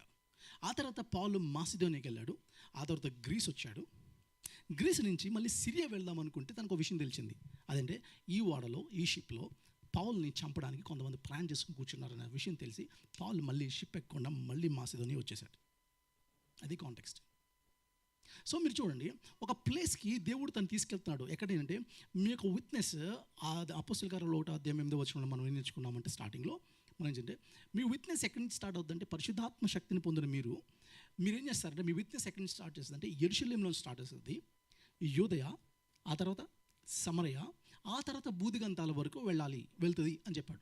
కాబట్టి అది యెరూషలేముతో స్టార్ట్ అయింది, యూదయలోకి వచ్చింది, తర్వాత సమరయ ప్రాంతంలోకి వెళ్ళింది, ఇప్పుడు బూదిగంతాలకి సువార్త వెళ్తుంది. ఇది దేవుని యొక్క ప్రామిసే. కానీ ఆ ప్రామిస్లో గుర్తుపెట్టుకోండి, హడిల్స్ ఉండవు అని అనుకోవడానికి ఇప్పుడు ఎక్స్పెక్ట్ చేయొద్దు. పాల్ లేకపోతే లూక్ ఈ మాటలు రాస్తున్నప్పుడు బహుశా లూక్ యొక్క మైండ్లో ఓల్డ్ టెస్ట్మెంట్ యొక్క ఎక్సోడస్ యొక్క జర్నీ మేబీ దాన్ని ఫోకస్ చేసేయడమో అనిపించింది. ఎక్సోడస్ యొక్క జర్నీ ఏంటంటే, నిర్గమకాండంలో దేవుడు వాగ్దాన భూమిలోకి తీసుకెళ్తా అన్నాడు. వాగ్దాన భూమి ఏమీ సాఫీగా వెళ్ళిపోలేదు, గుర్తుపెట్టుకోండి. దేవుడు చెప్పిన వాగ్దాన భూమి 40 years పట్టింది. ఎన్ని స్ట్రగుల్స్, 40 daysలో వెళ్ళవలసింది 40 years పట్టింది. మీరు దాంతో ఈ స్టోరీని కానీ కంపేర్ చేస్తే ఏమవుతుందంటే, పాల్కి ఇవ్వబడిన గోల్లో అంత ఈజీగా దేవుడు నాకు ఇవాంజలిజం చేయమని ప్రపంచానికి చెప్పిన గోల్లో అంత ఈజీగా చేయగలిగేది కాదు. దాని వెనక అలా ప్రయాసం ఉంటుంది. సో ఇవాంజలిజం అనే మాటలు మనం చెప్తున్నప్పుడు, వ్యాంగ్లో లేకపోతే అన్న మాట ఏంటంటే, మీరు డప్పు కొట్టడం అని, అంటే ప్రపంచానికి ఒక న్యూస్ చెప్పాలి. ప్రపంచానికి ఒక కింగ్ రాబోతున్నాడు. సీజర్ టిబేరియస్ పుట్టినప్పుడు సీజర్ అగస్టస్ ఏం చేశాడంటే, తన కొడుకు పుట్టాడని అడాప్టెడ్ సన్ తీసుకొని ప్రపంచానికి ఒక డప్పు కొట్టించాడు. అదేంటంటే, ఇగో రాజు పుట్టాడు. ఇంకా చెప్పాలంటే, సీజర్ని దేవుడు అన్నారు, దేవుని కుమారుడు పుట్టాడు. అని చెప్పడం ఏదైతే ఉందో, ఇదిగో ఒక రాజ్యం రాబోతుందని ప్రజలు క్రిస్టియన్స్ ప్రపంచానికి తీసుకెళ్లే న్యూస్లో ఎక్కడ మనం ఫెయిల్ అవుతా ఉన్నాం అనే విషయాన్ని మనం ఆలోచించాలి. సో మేబీ నాకు నిన్న దీని యొక్క టైటిల్ ఏంటి అని అడుగుతున్నప్పుడు టైటిల్ ఏం పెట్టాలో నేను 2-3 ఆప్షన్స్ చెప్పాను, కానీ ఏ ఆప్షన్స్ నాకు మింటుకు రాలేదు. సో అందుకే నేను స్టడీ అని పెట్టాం దాంట్లో. కానీ ఇందాక నేను కూర్చొని ఇక్కడ నేను వచ్చే ముందు ఇలా చూసినప్పుడు నాకు అనిపించింది ఈ టైటిల్కి ఏం పెడితే బాగుండేది అని అంటే నాకు అనిపించింది sleeping mode. Maybe sleeping mode. ఎందుకు అనంటే స్టోరీ ఎట్లాగంటే ఏదో ఒకటి పడిపోయాడు. సో క్రిస్టియన్స్ చాలాసార్లు ఎట్లా ఉంటుంది, మన మొబైల్ స్లీపింగ్ మోడ్లో పెట్టినప్పుడు అన్ని ఫంక్షన్స్ పనిచేయవు, అది ఉంటుంది, అన్ని ఫంక్షన్స్ పనిచేయవు. సో మనం చాలామంది క్రిస్టియన్స్గా ఉంటాం, చర్చ్కి వస్తాం, పాటల్లో ఆరాధనలు ఉంటాయి, కానీ స్లీపింగ్ మోడ్లోనే ఉంటారు చాలామంది. యాక్టివ్గా ఇన్వాల్వ్ అయ్యేది చాలా తక్కువ. ఇందాక మింటూ చాలాసార్లు చెప్పాడు అని చెప్పాడు, ఎంతమంది ఇన్వాల్వ్ అయ్యారు ఆ పాటల్లో అనేది అది మీకు చూడండి. సో మీరు స్లీపింగ్ మోడ్లో ఉన్నారా అయితే యాక్టివ్ మోడ్లో ఉన్నారు? పాల్ యొక్క పరిస్థితి చూస్తే తను ఎంత యాక్టివ్గా ఉన్నాడో మనకి చాలా స్పష్టంగా మనకి అర్థమవుతుంది. ఆ తర్వాత పాల్ మనం చూసినప్పుడు ఒకటి మాట నేను అడుగుతున్నాను, అదేంటంటే what are the most important qualities of a minister? క్రీస్తు యొక్క సేవకుని లేదా ప్రభు గురించి బోధించే సేవకుడి యొక్క ఇంపార్టెంట్ క్వాలిటీస్ ఏంటంటే దేవుని వాక్యం మాట్లాడుతుంది ఇక్కడ ఉన్న దాంట్లో ఉండే is the preaching, the boldness and godliness. Preaching number 1. రెండోది బోల్డ్గా మాట్లాడటం. మూడోది గాడ్లీనెస్. నువ్వు కొంతమంది మంచిగా ప్రీచింగ్ స్కిల్స్ ఉంటాయి, లేకపోతే ఏంటంటే బోల్డ్గా మాట్లాడే స్కిల్ కొంతమందికి ఉంటుంది, కానీ మేబీ దాంట్లో గాడ్లీనెస్ మిస్ అయితే కూడా అవి రెండో వేస్ట్ అవుతుంది. ఈ 3 ఉన్న తర్వాత లవ్ లేకపోతే అది కూడా వేస్ట్ అవుతుంది కదా. కాబట్టి బ్యాలెన్స్డ్ కలిగిన ఈ కాన్సెప్ట్ చూడండి. చాలామందిని మనం చూసినప్పుడు నేను కూడా గమనిస్తున్నప్పుడు నేను క్వశ్చన్ చేసుకున్న విషయాలు ఏంటంటే, సో సెమినార్స్ని కండక్ట్ చేసినప్పుడు చర్చ్ స్టార్ట్ చేయకముందు మేము సెమినార్ కండక్ట్ చేసినప్పుడు నాకు క్వశ్చన్ ఏంటంటే, యామ్ ఐ డూయింగ్ ఇట్? ఏదో నేను నేర్చుకున్నాను అది ప్రజలకు చెప్పాలి అనే ఇంటెన్షనా, లేకపోతే నిజంగా నా వెనకాల ఆ బర్డెన్ ఉందా? లేదా స్టేజ్ మీద నేను నుంచున్నప్పుడు నా ముందు కొంతమంది ఉంటారు కాబట్టి వాళ్ళ దగ్గర ఫోజు కొట్టడానిక, లేకపోతే నిజంగానే భారంతోనే ఇది ఉందా? సో ఈ క్వశ్చన్స్ నెంబర్ ఆఫ్ టైమ్స్ వేసుకున్న తర్వాత సో నేను ఎక్కడ మిస్ అయ్యానో కూడా నాకు అర్థమైన రోజులు కూడా ఉన్నాయి, దేవుడు అలా కుట్టించేసి. సో ఇవన్నిటిలో ఏంటంటే నేను బ్యాలెన్స్డ్ కలిగిన ఇవన్నీ ఉండి ఒకవేళ ప్రేమ లేకపోతే, the love for the truth, love for the lord, love for the church, ఇవి లేకపోతే ఇదంతా మీనింగ్లెస్. సో నేను ఇలాంటి క్యారెక్టర్ కలిగిన మన మధ్యన ఈ 21st centuryలో రీసెంట్ డేస్లో నేను చూసిన ఒక వ్యక్తిని మనకు తెలిసిన అన్నయ్య ప్రవీణ్ పగడాల. ఎందుకనంటే ఒక పక్కన విపరీతమైన స్కిల్ ఉంటుంది, ప్రజెంటేషన్ ఎలా ఉంటుంది, బోల్డ్గా మాట్లాడతాడు, అట్ ద సేమ్ టైం గాడ్లీగా ఉంటాడు. మూడోది ప్రజల్ని ప్రేమించడంలో ఎక్కడా ఫెయిల్ కాలేదు, వ్యక్తిలాగా ఇష్టపడ్డాం. ఇదే హైదరాబాద్లో ఆయన monthly once or twice date పెట్టుకొని ఒక టైం పెట్టుకొని ఆ టైంలో పెద్దవాళ్ళు అబౌవ్ 70 years బెడ్ మీద పడుకున్న పేషెంట్స్ కోసం టైం తీసుకొని వెళ్ళి వాళ్ళని పలకరించి చేయడం. So again it's challenge, even నాకు కూడా అది ఛాలెంజ్. సో వాళ్ళ కోసం కేర్ తీసుకుని వాళ్ళ కోసం ఎవరు పట్టించుకోకపోతే వెళ్ళాం. ఒక పర్టికులర్ సండే మన చర్చ్కి మనకి ఇన్వైట్ చేస్తే ఆ రోజు అంటే మామూలుగా వస్తానన్నాడు. నేను వస్తాను, లేదు బ్రదర్ నాకు టాక్ ఇవ్వద్దు, నేను వస్తాను కూర్చుంటాను. సరే అన్న, దాలేదు. నేను ఫోన్ చేసినప్పుడు నాకు ఆయన ఫోన్ చేసి చెప్పిన మాట ఏంటంటే, పలానా చర్చ్లో పలానా ప్లేస్లో ఒక ఆంటీ, బాబు నేను చర్చ్కి వెళ్ళలేకపోతున్నాను, నన్ను తీసుకెళ్ళినా అన్నది. సరే అంటే వస్తానని ఆయనకో చర్చ్ ఉంది, అది అవగొట్టేసి ఆవిడ తీసుకొని ఆవిడకి ఇష్టమైన CSI చర్చ్లో కూర్చొని అంతసేపు ప్రజెంట్ చేసి తీసుకురావడం. Love for the people, love for the church, love for the lord. Scripture మీద పట్టుండి ఒకవేళ ప్రజలను ప్రేమించే లక్షణం లేకపోతే యూజ్లెస్ థింగ్. ఇవి రెండు ఉండి గాడ్లీనెస్ లేకపోతే అది కూడా పెద్ద వర్క్ చేయదు. పాల్ యొక్క మినిస్ట్రీ నెంబర్ ఆఫ్ డేస్ నుంచి పాల్ యొక్క మినిస్ట్రీ మీద మనం ఫోకస్ చేస్తున్నామనంటే గుర్తుపెట్టుకోండి, పాల్ యొక్క ఛాలెంజెస్ మనం ఎట్లాగున్నాయో మనం ఆలోచించాలి. అందుకని గుర్తుపెట్టుకోండి, even busy reformers like Calvin కానీ మార్టిన్ లూథర్ కానీ వాళ్ళ టైంని ఎంత టైం అలాట్ చేశారంటే సండేసే కాదు వాళ్ళు ప్రీచ్ చేసింది, మిగతా డేస్లో కూడా వాళ్ళు ప్రీచ్ చేసుకుంటూ వచ్చారు. అందుకని మీకు యాక్చువల్గా చెన్నైలో ఒక కాలేజ్ ఉంది, అదంటే గురుకుల్ థియలాజికల్ కాలేజ్. ఇండియాలో one of the best theological కాలేజెస్లో టాప్ 3 తీసుకుంటే గురుకుల్ థియలాజికల్ కాలేజ్ కూడా ఉంటుంది, వన్ ఆఫ్ ద టాప్ 3 తీసుకుంటే. సో గురుకుల్ థియలాజికల్ కాలేజ్లో యాక్చువల్గా మార్టిన్ లూథర్ యొక్క రైటింగ్స్ మీద స్పెషలైజేషన్ ఎవరైనా వరల్డ్నే చేయాలంటే the best college in Gurukul. దాంట్లో ఉంటాయి టేబుల్ టాక్స్ అని ఉంటాయి. అవేంటంటే మార్టిన్ లూథర్ బోన్ చేస్తూ, ఆ బోన్ చేసినప్పుడు స్టూడెంట్స్ అలా కూర్చుంటే ఆ టైంని కూడా యూటిలైజ్ చేసుకుంటే ఆ టైంలో మాట్లాడి రాసేసారు. అవి కూడా వాల్యూమ్స్ అయిపోయి కూర్చున్నాయి. ఈవెన్ భోజనం చేస్తూ కూడా అనే విషయాలు మాట్లాడాడు. సో రిఫార్మర్స్ వాళ్ళ బిజీ లైఫ్లో గుర్తుపెట్టుకోండి, ఓన్లీ సండేస్ కాకుండా మిగతా డేస్లో ఎట్లాగా చేశారు. అండ్ దిస్ ఈస్ అగైన్ నా ఛాలెంజ్ కూడా, నేను కూడా తీసుకుంటాను. సో వాట్ ఐఎమ్ డూయింగ్, ఈ విషయాలు మనం కొంచెం ఈవెన్ ప్యూరిటన్స్ విషయంలో, ఇలా ప్యూరిటన్స్ లేదా జాన్ బనియన్ కానీ వీళ్ళ బుక్స్ రాసిన వీళ్ళు చూస్తే వాళ్ళ లైఫ్లో ప్రాబ్లం ఫేస్ చేయలేదు అనుకోకండి, చాలా ప్రాబ్లం ఫేస్ చేశారు, చాలా ఛాలెంజెస్ ఫేస్ చేశారు. చార్ల్స్ స్పర్జన్ కానీ వీళ్ళు, చార్ల్స్ స్పర్జన్ అయితే మోడర్నిజానికి అగెయిన్స్ట్గా తన వాయిస్ రేస్ చేసినందుకు చివరికి ఎంత ఫేస్ చేసేట ప్రాబ్లము, నువ్వు బోల్డ్గా మాట్లాడుతున్నావు, మోడర్నిజాన్ని కామెంట్ చేస్తున్నావు, అది కామెంట్ చేస్తున్నావు అంటే విపరీతమైన క్రిటిక్ చేసి చివరికి తనకి స్ట్రెస్కి ఫీల్ అయిపోయి అలాగే చనిపోయాడు ఆయన. But never compromise with his teachings, Charles Spurgeon. Even తన సొంతం అనుకున్న వాళ్ళు కూడా తన దూరమై విడిచిపెట్టి వెళ్ళిపోయారు తన బోల్డ్నెస్కి. బట్ చార్ల్స్ స్పర్జన్ ఎప్పుడూ కాంప్రమైజ్ కాలేని ఒక వ్యక్తిని మనం చూస్తూ ఉంటాం. ఎందుకంటే నేను అడుగుతున్నాను, ఒకటి మనకి అట్లాంటి ప్రేమ టువర్డ్స్ ద చర్చ్ ఆ ప్రేమ ఉందా అనే విషయాలు మనం చూడాలి. సో పాల్ అలాంటి ప్రేమను కలిగిన వ్యక్తిగా మనం చూస్తాం. ఫిలిపియన్స్లో మీరు చూస్తే 1st chapter 3-7 ఇట్లా కనబడుతుంది. ఫిలిపియన్స్ 1st chapter 3-7 నేను మిమ్మల్ని తలంచుకున్నప్పుడల్లా దేవునికి కృతజ్ఞతలు చెప్పుచుంటాను, కనుక మీకోసం ప్రార్థించినప్పుడల్లా ఆనందంతో ప్రార్థిస్తాను. నేను వాడుక భాష తెలుగు బైబిల్ నుంచి చదువుతున్నాను. దైవ సందేశం ప్రచారం చేయడానికి మీరు మొదటి రోజు నుంచి ఈ రోజు దాకా నాతో కలిసి పనిచేశారు. ఈ మంచి కార్యాన్ని మీరు ప్రారంభించిన వాడు అది పూర్తయ్యేదాకా, అంటే యేసుక్రీస్తు వచ్చేదాకా కొనసాగిస్తాడని నాకు నమ్మకం ఉంది.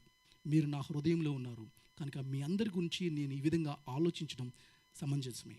ఎందుకంటే నేను సంఖ్యలో ఉన్న లేదా సువార్తను ప్రకటిస్తూ దానిలో ఉన్న నిజాన్ని నిరూపిస్తూ స్వేచ్ఛగా పర్యటన చేస్తున్న దైవ అనుగ్రహాన్ని మీరు నాతో కలిసి పంచుకున్నారు. నేను ఏం చేసినా గుర్తుపెట్టుకోండి, నా మైండ్లో మీరున్నారు.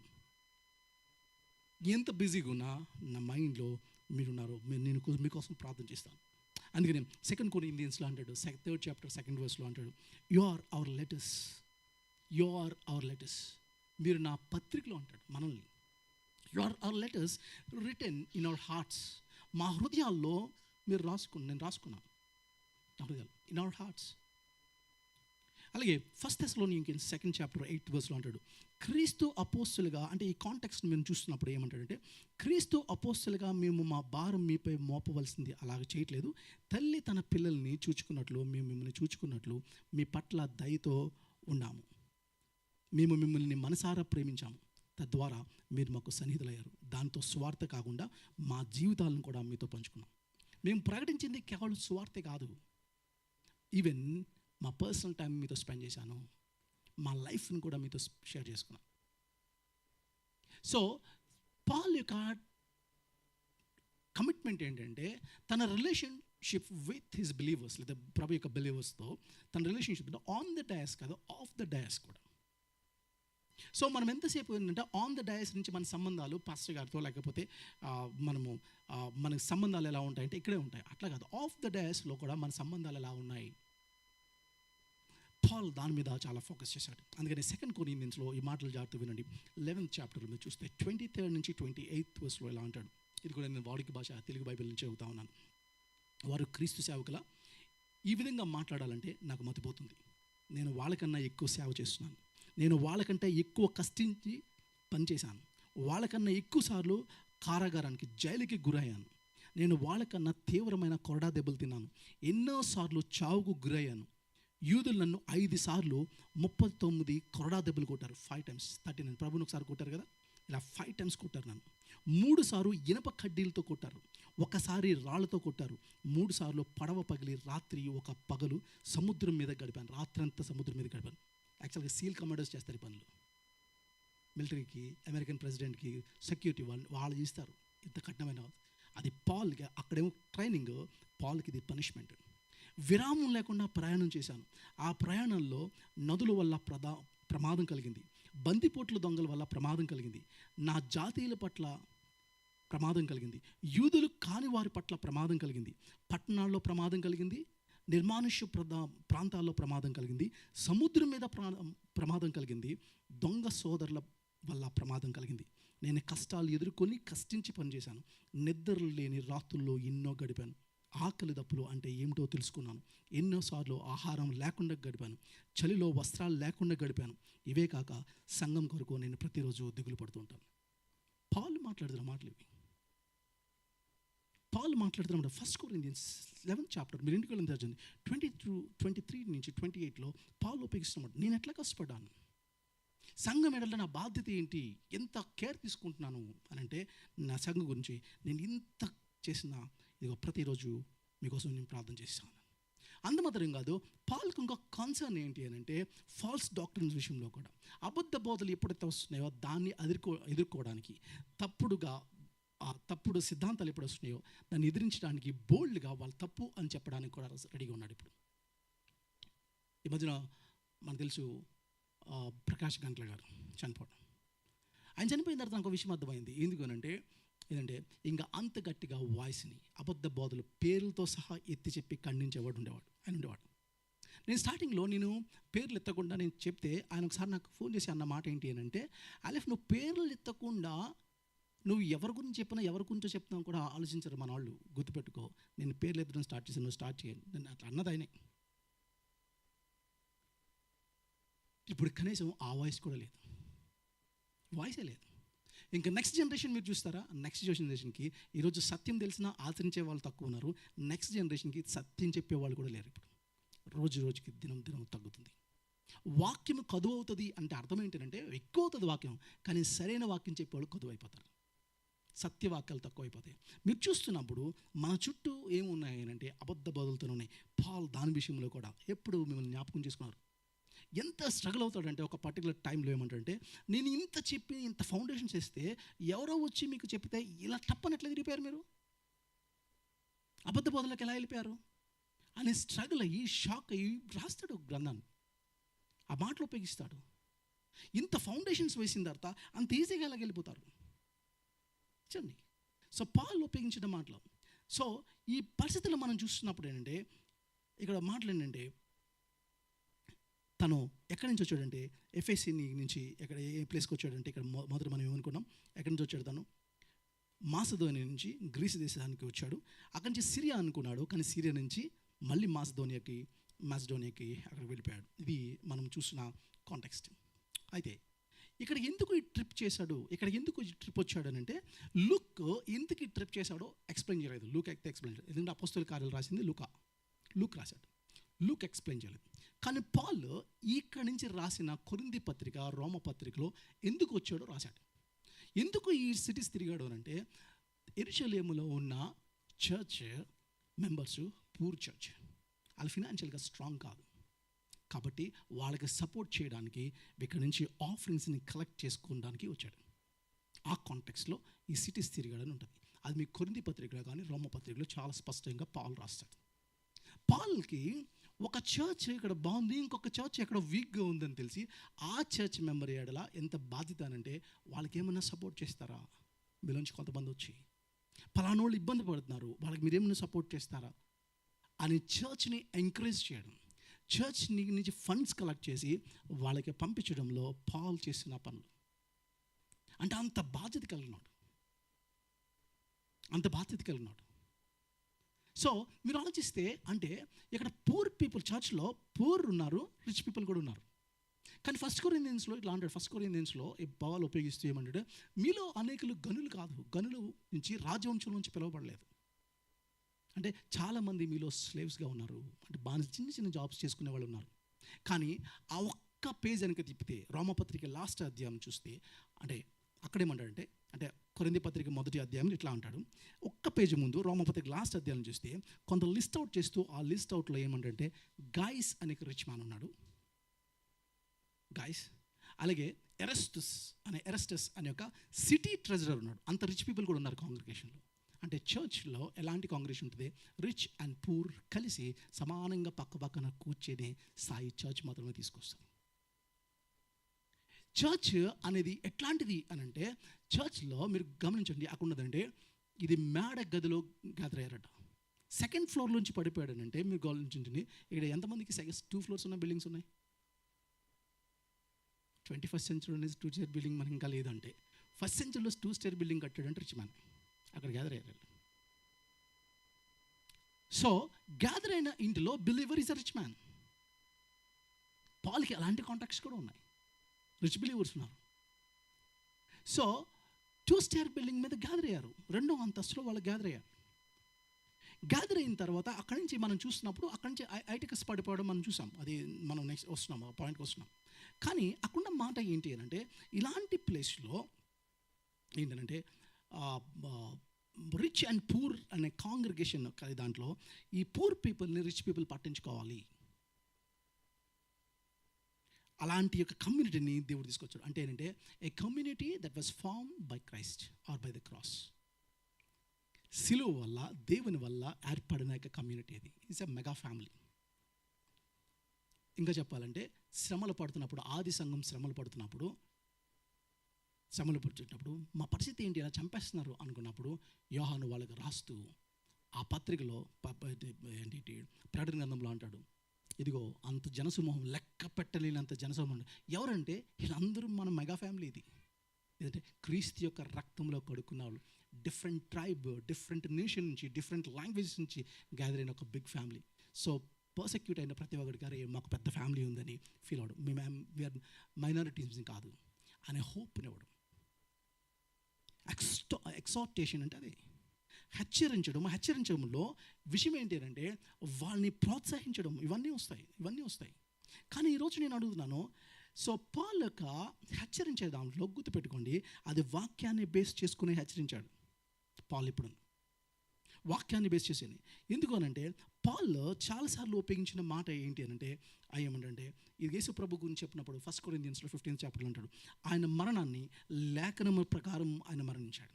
లేఖనాన్ని base according to the scripture ఆయన తిరిగి లేచాడు. అంటే ప్రతి ఆర్గ్యుమెంట్ని బైబిల్ దీని యొక్క లేఖనాలకు అనుకూలంగానే మాట్లాడుతుంది, తన ఓన్ స్టేట్మెంట్ని పాస్ చేయట్లేదు.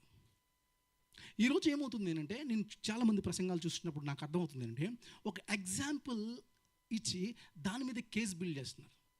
దానికి 2-3 వచనాలు యాడ్ చేస్తే ప్రసంగం అయిపోతుంది. అది కాదు, ఎగ్జాంపుల్ మీద కేసు బిల్డ్ చేయకూడదు. కేసు బిల్డ్ చేసి దానికి అర్థం అవడానికి ఒక ఎగ్జాంపుల్ చెప్పాలి. ఎగ్జాంపుల్ మీద కేసు బిల్డింగ్ చేస్తే నాకు ఒక ఆయన ఇట్లా చెప్తా ఉన్నాడు అనమాట. ఏమని చెప్తా ఉన్నాడంటే, నేను ఒకసారి అనిల్ వీళ్ళందరం కలిపి మేము ఒక ప్రేయర్కి వెళ్ళాం. ఒక ఆయన పాస్ గారు చెప్తా ఉన్నాడు, ఏమనంటే 5 వేళ్ళు చెప్తా ఉన్నాయంట. ఏమన్నదంట, ఇవి బటన్ వేలు అన్నదట, మిగతా వేలుతో అందరికంటే నేను గొప్పదాన్ని, ఏది రాయాలనేది పట్టుకుని రాయాలి. చూపుడు వేలు అన్నాడు, నేను చూపిస్తాను, నువ్వెంతనా నేను ఏదైనా వేయి చూపించాలంటే నేను చూపిస్తాను అన్నమాట. మిడిల్ ఫింగర్ అందంట, మీ అందరికంటే హైట్ నేనే అని, అది గొప్ప అవుతుందంట. రింగ్ ఫింగర్ అందంట, మీరు ఎంత పెట్టినా గోల్డ్ నాకే పెడతారని. లిటిల్ ఫింగర్ గురించి ఇలా చూసి అందరూ వెతకతాలు చేస్తుంటే నేను ప్రార్థన చేసినప్పుడు మొదట నా వేలే ఉంటుంది అన్నాడట. దానికి చప్పట్లు, అక్కడి నుంచి కేసు బిల్డ్ అయిపోయింది. దానికి 2 మాటలు ప్రసంగం అయిపోయింది. బాగుంది కదా చెప్పుకోవడానికి. ప్రార్థన చేసినప్పుడు ఇట్లా ఉంటుంది. మా మ్యాక్స్ గారిని టాయిలెట్కి వెళ్ళాలంటే కూడా ఇట్లా అంటాడు. మరి దానికేం తీసుకుంటారు అంటే, నువ్వు ప్రార్థన చేసినప్పుడు మొదట వస్తుందా? అదే ఎగ్జాంపుల్. ఆ ఎగ్జాంపుల్తో ఒక ప్రసంగం చేసేసి దానికి 2-3 వచనాలు పెట్టేస్తే అదే వాక్యం. లేఖనాలకు అనుకూలంగా వాక్యాలు కూడా ఉండట్లేదు. లేఖనాన్ని బేస్ చేసుకుని ఆ ఫౌండేషన్స్లో లేకుండా ఎగ్జాంపుల్ తీసుకొని చేస్తా ఉన్నాడు. అందుకని 1 తిమోతిలో అంటాడు 4th chapter 13th verseలో ఇలా అంటాడు, నేను వచ్చే వరకు నీ కాలాన్ని దైవ వాక్యాలంటే వాక్యము బహిరంగంగా చదవడానికి, వాటిని ఉపదేశించుటకు ఉపయోగించు. ప్రజల్లో విశ్వాసాన్ని పెంచు. ప్రజల్లో విశ్వాసం దేనివల్ల జరుగుతుంది తెలుసా? ఈ వాక్యం వల్ల. దీనివల్ల, కథల వల్ల కాదు, పెట్టకథల వల్ల కాదు. దీన్ని బేస్ చేసుకొని మీరు వాక్యాన్ని బోధించాలి. అందుకనే 2 తిమోతిలో అంటాడు 3:16-17లో ఏమంటే, ఏంటంటే స్క్రిప్చర్ ఎందుకనంటే, లేఖనాలకి ఎందుకు అనంటే, it is for teaching, rebuking, training and correcting. లేఖనాలు ఎందుకు ఇచ్చాడంట ఆయన? అదేంటో అది ఉపదేశించడానికి, ఖండించడానికి, సరిచేయడానికి, నీతి యందు శిక్షణ చేయడానికి. It is for teaching. 1 scripture teach చేస్తుంది, తర్వాత రిబ్యూక్ చేస్తుంది. రిబ్యూక్ ఏంటి? నేను ఎక్కడ తప్పు చేస్తున్నానో అది వాక్యం మీద చెప్పి, ఇక్కడ నువ్వు తప్పు చేస్తావు, నీ సిద్ధాంతాలు తప్పు, లేదా ఇది నువ్వు ఆలోచన తప్పు అని రిబ్యూక్ చేస్తుంది. అంత మాత్రం నేను తప్పుడు విధానం వెళ్తున్నప్పుడు అది సరి చేస్తుంది, కరెక్ట్ చేస్తుంది. అంత మాత్రం నేను ఎట్లా అన్నాడో వాళ్ళు నాకు ట్రూత్ని చెప్తుంది. అంటే 2 ఏమో నెగిటివ్గా చెప్తున్నాడు, 2 పాజిటివ్గా చెప్తున్నాడు. ఒకటి మీ ఫస్ట్ అండ్ లాస్ట్ చూస్తే positive side of the scripture చెప్తున్నాడు. అదేంటి, it is teach you, it trains you. Teaching and training.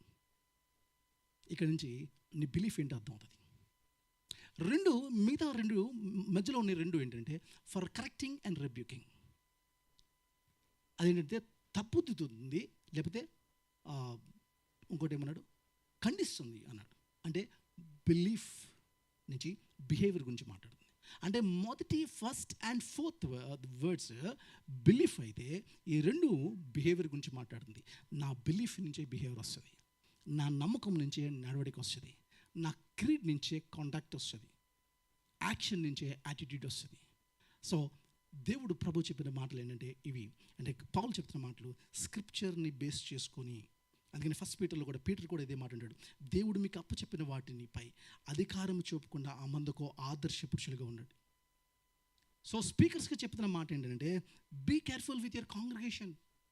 మీ కాంగ్రిగేషన్తో మీరు ఎట్లా అని అంటే ఆదర్శంగా ఉండండి. అంత మాత్రమే కాదు, అదంటే వాళ్ళ మీద చూసినప్పుడు అబ్యూజివ్ అథారిటీని చలాయించొద్దు. అబ్యూజివ్ అథారిటీ నేను చూస్తున్నాను, ఒక పేరు చెప్పదలుచుకోలేదు కానీ, ఒక ప్లేస్కి చూసినప్పుడు ఆయన దగ్గర కూర్చున్నాడు, పనులు చేయించుకుంటున్నారు. ఆయన విపరీతంగా ఫోటో పెట్టారు, అది ఆయన కాల్ దగ్గర బైబిల్ పెట్టారు, ఆయన నమస్కారం చేస్తారు పాస్టర్ గారికి, కాల్ దగ్గర పెట్టారు. ఆయన మీటింగ్స్ పెడితే ఎంతమంది వస్తున్నారు అంటే సుమారు 1 lakh వస్తున్నారు జనాలు, కానీ కాల్ దగ్గర బైబిల్ పెట్టి ఉంటా ఉన్నారు. అక్కడికి వెళితే ఆ ప్లేస్కి వెళ్తే ఒకసారి దేనికో వాళ్ళ అబ్బాయి నాకు తెలుసు. సో నేను ఆ ప్లేస్కి వెళితే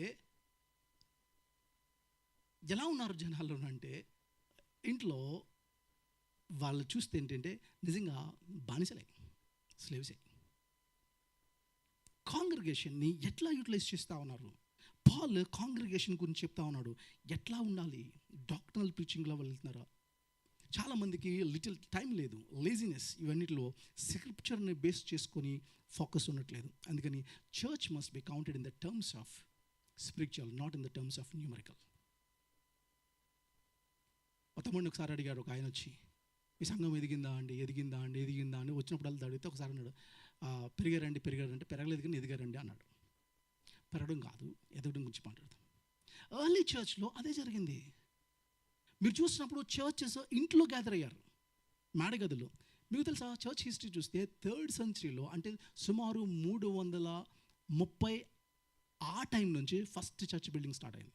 అప్పటివరకు చర్చ్ బిల్డింగ్ లేదు. అంటే ప్రభు చనిపోయిన 300 సంవత్సరాలకి చర్చ్ బిల్డింగ్ స్ట్రక్చరే లేదు, ఫ్యామిలీస్తో. కానీ అక్కడ అలాంటి చిన్న కాంగ్రిగేషన్ ప్రపంచాన్ని భూతాల కింద చేసింది. సో వాళ్ళు ఎప్పుడు బిల్డింగ్ మీద ఎక్కువ ఇది చూసుకోకుండా వాళ్ళు ఫస్ట్ దేని మీద ఎక్కువ ఫోకస్ చేశారంటే వాళ్ళ స్పిరిచువల్ నరిష్మెంట్ మీద వచ్చింది. వన్స్ చర్చ్ పెద్దగా అయ్యే కొలది బిల్డింగ్ కావాల్సి వచ్చింది. అప్పుడు మళ్ళీ దీన్ని స్టార్టెడ్ ఇట్ మళ్ళీ.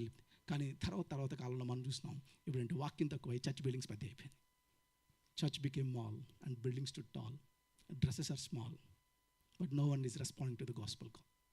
ఎప్పుడో రాసిన ఒక పాటలేదు, నేను అది చెప్తాను. సో విషయం ఏంటంటే చర్చ్ యొక్క పరిస్థితులు ఇట్లా అయిపోతూ ఉన్నాయి. అంత మాత్రమే కాదు, చర్చ్ ఎట్లా ఉండాలంటే స్క్రిప్చువల్ బేస్ చేసుకుని ఉండాలి, not secular. It should be theological, not sociological. వీటిని బేస్ చేసుకొని మన సంఘము ఏదైనా ఉండాలి. ఇక్కడి నుంచే మన స్పిరిచువల్ మెచ్యూరిటీ అంటే ఏంటో అర్థమవుతుంది. లేదనంటే మనమేమవుతుందంటే కథల వరకు, లేకపోతే ఒక ఇలిస్ట్రేషన్ చుట్టూ ఒక 2-3 వాక్యాలు చెప్పేస్తే ఇది అయిపోతుంది అని అనుకుంటూ ఉన్నాం. స్క్రిప్చరికల్ లోతులు, ఇంత వాక్యం 66 పుస్తకాలు ఇస్తే నువ్వెంతసేపు దావీదు గొల్యాతు నుంచి అక్కడే మాట్లాడుకుని కూర్చుంటే, మిగతా పత్రికల మీద ఎందుకు మాట్లాడరు ఈ స్పీకర్స్? లెటర్స్ మీద ఎందుకు మాట్లాడరు? ఎందుకంటే టఫ్గా ఉంటాయి, ఎందుకంటే దాని మీద ధ్యానించాలి. లేదు కాబట్టి ఒక తీసుకొని దీని మీద కాదు, ఒక సిస్టమాటిక్గా చేయగలుగుతా ఉన్నామా. పాల్ రెండోది మాట్లాడుతున్నాడు ఎక్సోటేషన్, రెండోది ఏమంటే గివింగ్ గురించి మాట్లాడుతున్నాడు. పాల్ ఎట్లా ఇచ్చాడు, పేదవాళ్ళ గురించి ఇచ్చాడు. మీరు అపోస్తల కార్యాలు 11:28 చూస్తే మీకు అక్కడ ఏం కనబడుతుందంటే చర్చ్ ఇబ్బందుల్లో కరువుకు వచ్చిందంట. అక్కడ నేను చూస్తున్నాను ఏమంటాడంటే, నేను 11th chapter 28th verse ఆగాబు అనే ఒక ప్రాఫెట్ లేచి నిలబడి పరిశుద్ధాత్మ శక్తితో తీవ్రమైన కరువు త్వరలో ప్రపంచమంతా రాబోతుందని సూచించాడు. ఈ కరువు క్లౌదియా చక్రవర్తి పరిపాలిస్తున్న కాలంలో సంభవించింది. ఇది విని అంత్యోకలో ఉన్న శిష్యులు యూదులలో నివసిస్తున్న తన సహోదరుల కోసం తమ చేతనైన సహాయం వాళ్ళు చేయాలని నిర్ణయించుకున్నారు. అనుకున్న విధంగా బర్నబా, పౌలు తాము పంచదలిచిన వాటిని యూదుల్లో పెద్దలకు పంపారు. చివరికి వాళ్ళ ఆస్తులు అమ్మి కూడా, ధనవంతులు వాళ్ళ ఆస్తుని అమ్మి పూర్వున్న ఇదిగో తన బిలీవర్స్కి సపోర్ట్ చేయడం మనం చూస్తూ ఉన్నాం. అండ్ ఐఎమ్ సో హ్యాపీ, చర్చ్లో మీలో చాలామంది ముందుకు వచ్చి కొంతమందిని అడాప్ట్ చేసుకోవడం. లాస్ట్ టైము షారా ఒక విట్నెస్ చెప్తున్నప్పుడు నాకు బాగా ఆనందం అనిపించిన విట్నెస్ ఏంటంటే, నాకు ఉద్యోగం వచ్చింది అందుకని విట్నెస్ చెప్పడానికి ఇక్కడ లేను అని చెప్తే తను ఒక మాట ఉంది. ఏమన్నానంటే, ఏంటంటే ఈ ఉద్యోగం వల్ల నేను ఒక అమ్మాయిని చదివించడం సాధ్యమవుతుంది. So maybe that's the reason దేవుడు నాకు ఉద్యోగం ఇచ్చాడు. So can you come up with those things. అలాంటి ఐడియాస్తో దేవుడు నీకు ఎందుకు ఇచ్చాడు, ఒక పొజిషన్ ఎందుకు ఇచ్చాడు? నేను తినడానికేనా, నా ఫ్యామిలీకేనా, లేదా పక్క వాళ్ళు కూడా నా థాట్లో ఉన్నారా? పేదవాళ్ళ గురించి, పక్క వాళ్ళ గురించి ఆలోచించడం అనేది చేశాను. అందుకని గుర్తుపెట్టుకోండి. ఇంకా చెప్పాలంటే పాల్ ఈ కలెక్షన్ వెనకాల ఇంకోటి చూస్తే the unity in the church. ఈ ఆఫరింగ్ వల్ల చర్చ్లో యూనిటీ చేస్తుంది. ఎందుకంటే సపోర్ట్ చేస్తుంది గ్రీస్లో ఉన్న బిలీవర్స్. ఎవరు సపోర్ట్ చేస్తున్నారు తెలుసా? యెరూషలేములోని యూదులకు సపోర్ట్, యూదులు బిలీవర్స్. యాక్చువల్లీ ఇప్పటివరకు వీళ్ళకి యూదులు మేము చాలా గొప్పవాళ్ళం, మీరేమో గ్రీస్ దేశస్తులు లేదా మీరు సమరయులు అని తక్కువ చూశారు కదా. ఇప్పుడు ఏం చేస్తుందంటే మన భాషలో చెప్పుకుంటే లోయర్ కాస్ట్లో, హైయర్ కాస్ట్లో ఉన్న పేదవాళ్ళకి సపోర్ట్ చేస్తున్నారు.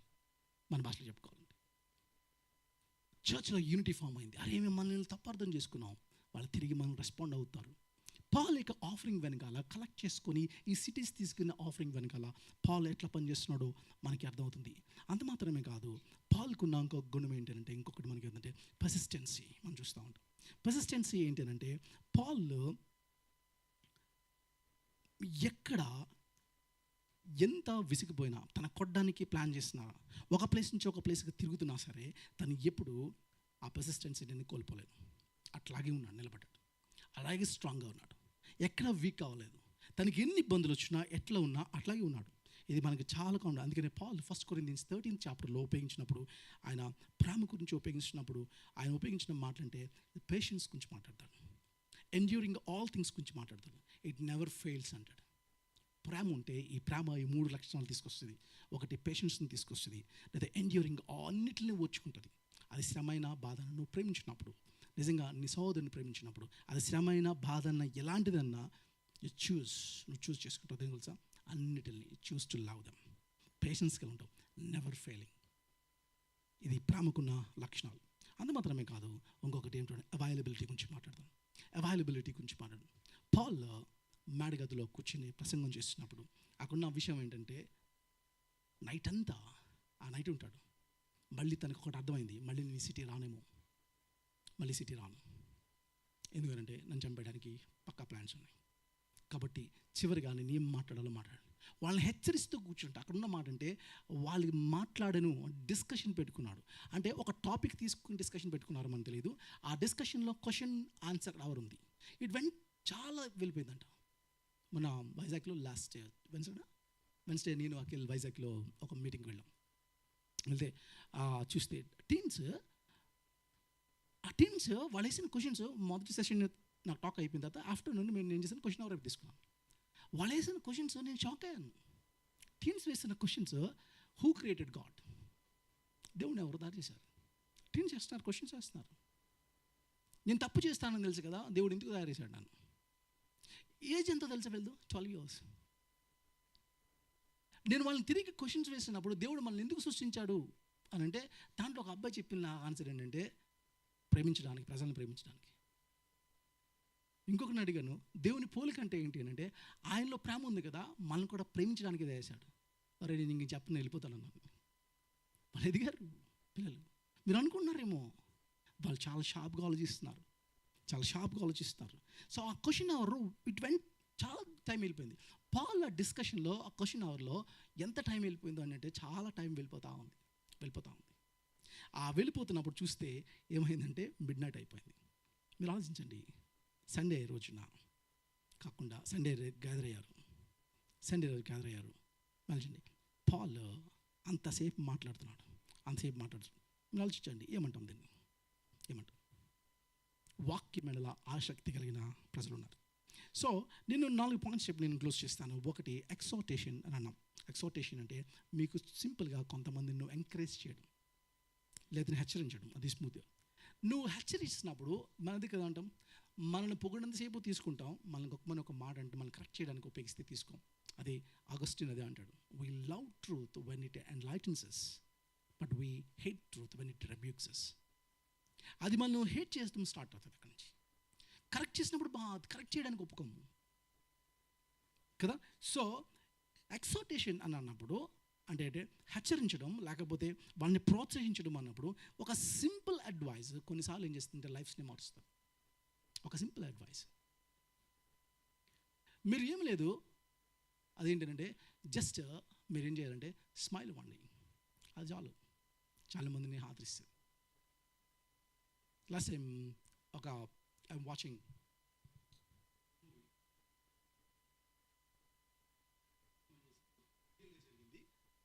రియల్గా జరిగింది ఏంటంటే KFC దాంట్లోనూ ఒక అమ్మాయి బ్లాక్ అయిపోతుంది, కోల్డ్ రూమ్లో బ్లాక్ అయిపోతుంది. అమ్మాయి కోసం వెతుకుతారు, బ్లాక్ అయిపోతుంది, పాపం అయిపోయిందని తలుపులేసేస్తారు. ఆ అమ్మాయి చచ్చిపోయే పరిస్థితి ఉంటుంది. మొత్తానికి ఒక వాచ్మ్యాన్ చెప్తాడు ఆ అమ్మాయి లోపల ఉండి ఉంటుంది అని. ఆ తర్వాత ఆ అమ్మాయి హాస్పిటల్లో పెట్టిన తర్వాత అడుగుతాడు వాచ్మ్యాన్ అడుగుతారు ఏమనంటే, నీకు ఆ అమ్మాయి లోపల ఉందని నీకు ఎలా తెలుసు? ఇంతమందిని చూస్తావు కదా సాఫ్ట్వేర్ కంపెనీలది, ఇంతమంది నువ్వు షాపింగ్ మాల్లో రోజుకి ఇన్ని వేల మంది వస్తారు అని అంటే, అన్ని వేల మంది వస్తారు కానీ ఈ అమ్మాయి ఒక్కదే నన్ను చూసి ప్రతిరోజు నవ్వుతుంది. అందుకని గుర్తుపెట్టుకున్నాను. ఈరోజు నవ్వు కనబడలేదు నాకు, ఈ అమ్మాయి రాలేదేంటని చూసుకో, ఆ ఒక్క నవ్వు, somebody is waiting for your smile, అదొక చాలామందిని ఆదరిస్తుంది, లైఫ్ని నిలబెడుతుంది. మేబీ మీ సింపుల్ గెస్చర్స్ కొంతమందిని హీల్ చేస్తుంది, సింపుల్ ప్రోత్సాహం. నేను మినిస్ట్రీకి వచ్చిన రాకమునుపు నేను చాలా ప్రాబ్లమ్స్లో ఫేస్ అయిపోయి ఒకేసారి అన్నింటిలో బ్లాక్ అయిపోయి అన్ని డోర్స్ క్లోజ్ అయిపోయిన టైంలో శ్రీకాంత్ అన్న అప్పుడే తన BDI కంప్లీట్ చేసుకుని వచ్చాడు, రాజమండ్రి వచ్చాడు, పాస్టర్ గారు లూథరన్ చర్చ్ పాస్టర్ వచ్చాడు. నేను అంతా కూర్చొని మాట్లాడి ఏంటన్న ఇట్లా అయిపోయింది అని అంటే, ఏంటన్న ఇలా అయిపోయింది అని చెప్పిన మాట అంటే అలెఫ్, ఆయన చాలా క్యాజువల్గా అన్నమాట. మనం గెట్ టుగెదర్లో కూడా నేను చెప్పాను అని ఎదుర్కొన్నాను ఏమనంటే, అలెఫ్ యేసు ప్రభు కూడా ఈ లోకంలో అంత సక్సెస్ఫుల్గా ఏం కనమాట నీకు అని ఆయన చాలా ఈజీగా చెప్పి ఉండొచ్చు, బట్ అది నాకు పనిచేసింది. ఆ చిన్న వర్డ్ నాకు చాలా పనిచేసింది. అది నేను ఆ రోజు గెట్ టుగెదర్లో చెప్తే శ్రీకాంత్ అన్న ఒక మాట అన్నాడు, మీకు గుర్తుందో లేదు, ఇంత సింపుల్ వర్డ్ ఒక మనిషి తన లైఫ్ని కన్స్ట్రక్ట్ చేసేదని నేను ఎప్పుడు గస్ చేయలేదు. సో మీరు ఇచ్చిన మాటలు పక్కోల్ని ఎంత బిల్డ్ చేస్తున్నాయి. సో ఇతరుల్ని మీరు ఖండించినప్పుడు ప్రేమతో వాళ్ళని చేసినప్పుడు అది వాళ్ళని ప్రోత్సహించడం. అందుకని ఎక్సోటేషన్ అనేది చాలామందికి స్పిరిచువల్ గిఫ్ట్గా ఎవరికైతే వచ్చిందో గుర్తుపెట్టుకోండి. ఆ ఎక్సోటేషన్లో ఎంకరేజ్మెంట్ ఉంటుంది నెంబర్ 1, రెండోది బోల్డ్గా తప్పుడు బోధని అరికెట్టే స్థితి కూడా ఉంటుంది. ఇవి రెండూ ఉంటాయి. నాకు ఎక్సోటేషన్ వచ్చేసింది గిఫ్ట్ అని మీరు టిక్ పెట్టేసుకోవడం కాదు, దానికోసం మీరు ఏం చేశారు? అవతలుడు తప్పు చెప్తున్నాడా రైట్ చెప్తున్నాడా అని పట్టుకున్న దాని మీద మీరు ఎక్కిపోయి ఇప్పుడు గద్దిస్తున్నారా? అది లేదు, నాకు ఇది గిఫ్ట్ ఉందని అనుకుంటున్నారా? సో స్పిరిచువల్ గిఫ్ట్స్ మీద మనం ఎక్సర్సైజ్ చేసినప్పుడు ఎవరికైతే ఈ పర్టికులర్ థింగ్ వచ్చిందో ఆ గిఫ్ట్ కలిగినాడు ధైర్యంగా బోల్డ్గా మాట్లాడతాడు. అది నెంబర్ 1. అందుకని ఎంకరేజ్ చేయండి, ఇతరులను ఎంకరేజ్ చేయండి. సింపుల్ వర్డ్స్ కొంతమందిని ఏం చేసేది. ఒక క్రికెట్ ఆడుతున్నప్పుడు, ప్రశాంత్ ఆడుతున్నప్పుడు మనం చూసాం, వీడియోస్ మీద చాలామంది చూసుంటారు, మీ గ్రూప్లో పెట్టాం. ఆడుతున్నప్పుడు ఆడియన్స్ కొట్టుంటారు, చప్పట్లు కొడుతూ ఉంటారు. అదేం చేస్తుందంటే ప్లేయర్కి ఎంకరేజ్మెంట్. ఒక ఫోన్ కాల్, ఇందాక అల్ఫాగా చెప్పాడు, నాకు కూడా ఒక ఫోన్ కాల్, మీరు ఎలా ఉన్నారు, నేను నుంచి ఎక్స్పెక్ట్ చేయకుండా మీరు కూడా నాకు కాల్ చేసి ఎలా ఉన్నారు అని అంటే ఇట్స్ అన్ ఎంకరేజ్మెంట్. అని చేయలేదు, మాకు ఫోన్ రావట్లేదు కాదు. ఎందుకంటే నేను ఒక్కడే 100 మందికి చేయాలంటే ఒక్కొక్కళ్ళు అవ్వదు. ఎందుకంటే నేను ఒక వారానికి ఒక 10 మందికో 20 మందికో చేయగలిగితే. సో మీరు ఆలోచించండి. So it's an encouragement. Number 2 is the hunger for the God's word. మీరు ఆలోచించండి, are you hunger for the God's word? Night అంతా కూర్చొని మీరు వినగలిగేంత, చెప్పితే వినగలిగేంత ఉందా? ఐ కేమ్ ఫ్రమ్ ది ఒక మెయిన్ లైన్ చర్చ్. ఒక చర్చ్లో అంటే నేను అలాంటి బ్యాక్గ్రౌండ్లో చూసాను. ఆ టైం ఉంటుంది, ఆ టైం దాటిపోతే ఇట్లా చూసుకుంటారు, ఇంకా చూడరు, ఇంకా ఇట్లా అంటారు, ఇట్లా చూపిస్తారు. ఏంటి గెస్ట్ స్పీకర్ కూడా చూపిస్తారు ఇట్లా వాళ్ళు. అది అయిపోయిన తర్వాత అవ్వలేదు అనుకో, పెద్ద గొడవ అయిపోతుంది. చర్చ్ అయిపోయింది వెంటనే పెద్ద డిస్కషన్, ఆంటీకి ఎక్స్పీరియన్స్ ఉన్నట్టుంది, అలాంటివి అలాంటివి ఉన్నాయి. So are you hunger for the God's word? దేవునికి మనం అట్లా ఇస్తున్నామా? Are we give them? లేదా దేవునికి మీ లెఫ్ట్ అవర్స్ వదిలేస్తున్నారా? అంతా ఇచ్చేసి లాస్ట్లో ఏదో అని వచ్చేస్తున్నారా? ఆలోచించండి.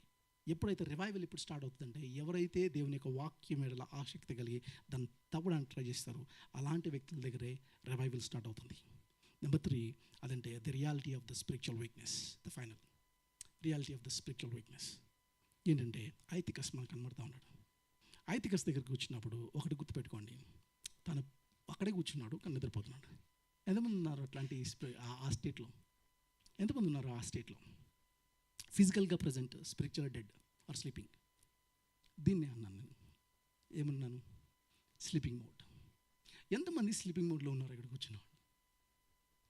సో చర్చ్లోకి వచ్చినప్పుడు చాలామంది చర్చ్ కాంగ్రిగేషన్లో నుండి యాక్టివ్గా ఉన్నారు. కాంగ్రిగేషన్లో కూర్చుంటాం కానీ యాక్టివ్ రోల్ ఉండదు. కాంగ్రిగేషన్లో కూర్చుంటాం, ప్రసంగం వింటున్నట్టే ఉంటుంది కానీ యాక్చువల్గా లోపలికి వెళ్ళవు. సో ఆ కేటగిరీ అంతా ఐటికస్లోకి వస్తారు. ఐతిక అనేవాడు అది. అండ్ బై ద వే గుర్తుపెట్టుకోండి ఇంకొక విషయం అండి. సో ఇది ఒక యాంగిల్ అయితే ఐతికస్ ఎవరు అని అంటే మీరు హిస్టరీకి ఒక డైమెన్షన్స్ కల్చర్ తీసుకొస్తే తన పేరుని బట్టి గెస్ట్ చేసింది ఏంటంటే హీజ్ ఎ స్లేవ్. సండే వాళ్ళకి సెలవు కాదు, సాటర్డే సెలవు. కాబట్టి సండే కూడా పని చేసుకుని వచ్చి నైట్ టైం కూర్చున్నాడు. ఒక ఆయన ఇట్లా మాట్లాడుతూ ఉన్నాడు. ఏమనంటే నేను పేరు చెప్పను కానీ చాలా ఇయర్స్ బ్యాక్ ఆయన ఏం మాట్లాడుతూ ఉన్నాడంటే ఐతికస్ గురించి చెప్తూ ఏమనంటే ఇట్లా ప్రసంగం స్టార్ట్ చేశాడు చాలా ఇయర్స్ బ్యాక్. నేను అప్పుడే క్రిటిక్ చేశాను దాన్ని. సో ఏమైంది అని అంటే ఐతికస్ ఎక్కడ కూర్చుంటాడంటే మేబీ మింటూ కూడా ప్రోగ్రామ్కి వచ్చి ఉండొచ్చు అనుకుంటున్నాను. సో ఐటికస్ ఎక్కడ కూర్చోండి? కిటికీలో కూర్చోండి. ఎందుకు కూర్చున్నాడు కిటికీలో అంటే స్టార్ట్ అయింది ప్రసంగం. ఎలా కూర్చోడంటే స్టైల్ కొట్టడానికి కూర్చున్నాడంట, అందరికీ చూపిద్దామని కూర్చున్నాడంట. ఈరోజు చాలామంది అబ్బాయిలందరూ అమ్మాయిలాగా పిలకలు పెంచుకుంటున్నారు, అమ్మాయిలందరూ అబ్బాయిలాగా జీన్స్ ప్యాంట్స్ వేసుకున్నారు. ఇది ప్రసంగం. విజిల్స్ చప్పట్లో మనవాడు ఆ ఫ్లోకి ఇదంతా చూస్తుంటే ఐదుకందుకు కూర్చున్నాడా స్టైల్ కొడదామని. నీకు 21st సెంచరీలో కూర్చొని ప్రజలు ఇప్పుడు ఎందుకు వస్తారు చర్చ్కి? ఐడెంటిటీ కోసం వస్తున్నారు కదా, సరదాగా వస్తున్నారు కదా, అలా అనుకున్నావా? అది 1st సెంచరీలో జరిగిన ఈవెంట్. 1st సెంచరీలో ప్రభుని నమ్ముకుంటే ఈ సాయంకాలం కొట్టేస్తారు అక్కడ పబ్లిక్లో, సింహాలు వేసేస్తున్నారు. అలాంటి టైంలో ఒక యంగ్ మ్యాన్ వచ్చి కూర్చుంటే ఆ యంగ్ మ్యాన్ యొక్క కమిట్మెంట్ నువ్వు మిస్ చేసి కదా, తన కమిట్మెంట్ ఏంటి? అలాంటి పరిస్థితుల్లో లాస్ట్ టైమ్స్ అన్నీ వచ్చి ఒక మాట అనమాట. యూఎస్లో తను అటెండ్ అవుతున్న చర్చ్లో, ఇక్కడ చర్చ్లో ఒక యంగ్స్టర్ నిజంగానే చర్చ్కి వచ్చాడు అని అంటే, ఫారినర్ వచ్చాడంటే నిజంగానే కమిట్మెంట్ ఉంటేనే వస్తాడు. సీరియస్గానే మీరు బిలీవర్ అనేసుకోవచ్చు అంట. ఎందుకంటే మన ఇండియా లాగా నువ్వు చర్చ్కి వెళ్ళి వెనకాల తోలేదు 16 years రాగానే వాడి ఇంటికి వెళ్ళిపోతాడు, బయటికి వెళ్ళిపోతాడు. వాడు నిజంగా బిలీవర్ అయితేనే చర్చ్కి వస్తాడు. ఇంకా చర్చ్కి వచ్చిన బిలీవర్ కానీ కౌంట్ చేసుకోవచ్చు అంటాడు. సరదాగా వచ్చిన జనరేషన్ కాదు అది. సరదాగా ఏదో ఉందాం సండే మేము గ్యాదర్ అవ్వాలనేది కాదు. So physically present but spiritually మనం డిస్టింక్ట్ ఏమో దేవునితో అనే విషయం మనం ఆలోచించండి. ఒక ఫోన్స్ లాగా స్లీపింగ్ మోడ్లోకి వెళ్ళిపోతూ ఉన్నాము. అందుకని దేవుడు మనల్ని అడుగుతున్నమాట అంటే ఏంటంటే స్పిరిచువల్గా మనల్ని అవేకెన్ చేస్తూ ఉంటాడు. ప్రేయర్, వర్షిప్ అండ్ వర్డ్ ఇవన్నీ. అందుకని ఇది మనకు ఆ హ్యూమన్ వీక్నెస్ అని కూడా చూపిస్తుంది. అందుకని కొన్నిసార్లు స్పిరిచువల్గా మనం డ్రిఫ్ట్ అయ్యే ప్రమాదం ఉంది. లేకపోతే దేవుని యొక్క వాక్యాన్ని లేకపోతే దేవుని యొక్క వాయిస్ని వినలేని నిద్ర వస్తువులో మనం ఉన్నాము. కాబట్టి స్పిరిచువల్గా ఎక్కడైతే మనం వీక్గా ఉన్నామో ఏ రీతిలో దాంట్లోకి వెళ్ళిపోయామో దాన్ని ఆలోచించడానికి ప్రయత్నం చేద్దాం. ఒక ఆవిడ వచ్చి ఇలా అంటుందంట. ఏమంటే తన తండ్రికి చెప్తుంది ఏంటంటే, తన తండ్రి ఇస్ ద షెఫ్. ఇలా చెప్తుంది అనమాట. ఏమనంటే, డాడీ నాకు నా ప్రాబ్లమ్స్ చాలా కష్టమైపోతుంది. తన ప్రాబ్లమ్స్ అన్ని నేను ఏది చేసినా ఇలా ఫెయిల్ అవుతుంది, ఎవరు నన్ను అర్థం చేసుకుంటలేదు అని చెప్తే ఆయన వచ్చి అడిగాడంట. వెంటనే ఆయన రాని లోపలికి కిచెన్లోకి తీసుకెళ్ళి ఒక పొటాటో హాట్ 3 బౌల్స్ పెట్టి వేడి చేస్తూ ఒక దాంట్లో పొటాటో వేసాడట, ఒక దానికి ఎగ్ వేసాడట, ఇంకో దాంట్లో కాఫీ బీన్స్ వేసాడట. అమ్మకి ఇరిటేట్ అయిపోతుంది. వైట్ అన్నాడు. అయిన తర్వాత చూపించాడు. ఏంటి అని అంటే, చూడు అంటే ఎలా ఉన్నాయంటే అలాగే ఉన్నాయండి. సరే ఒకసారి చూడు, స్మెల్ చూడు అని అంటే పొటాటో టచ్ చేసి చూసినప్పుడు అది లోపల సింక్ అయిపోయి అది మెత్తగా అయిపోయింది. ఎగ్ దగ్గరికి వచ్చినప్పుడు ఇప్పటి వరకు లోపల లిక్విడ్ని బయట నా షెల్ మాత్రమే కాపాడేది, ఇప్పుడు దాని అంతా అది నుంచోగలిగిన హార్డెన్ అయింది. కాఫీ దగ్గరికి వచ్చినప్పుడు అదేం చేద్దాం, దాని ఎసెన్స్ మొత్తం అంతలకు వాటర్కి ఇచ్చింది అని చెప్పాడంట. నువ్వు ఎట్లా తీసుకుంటావు ఈ మూడిట్లో? అరే potato, egg or coffee been?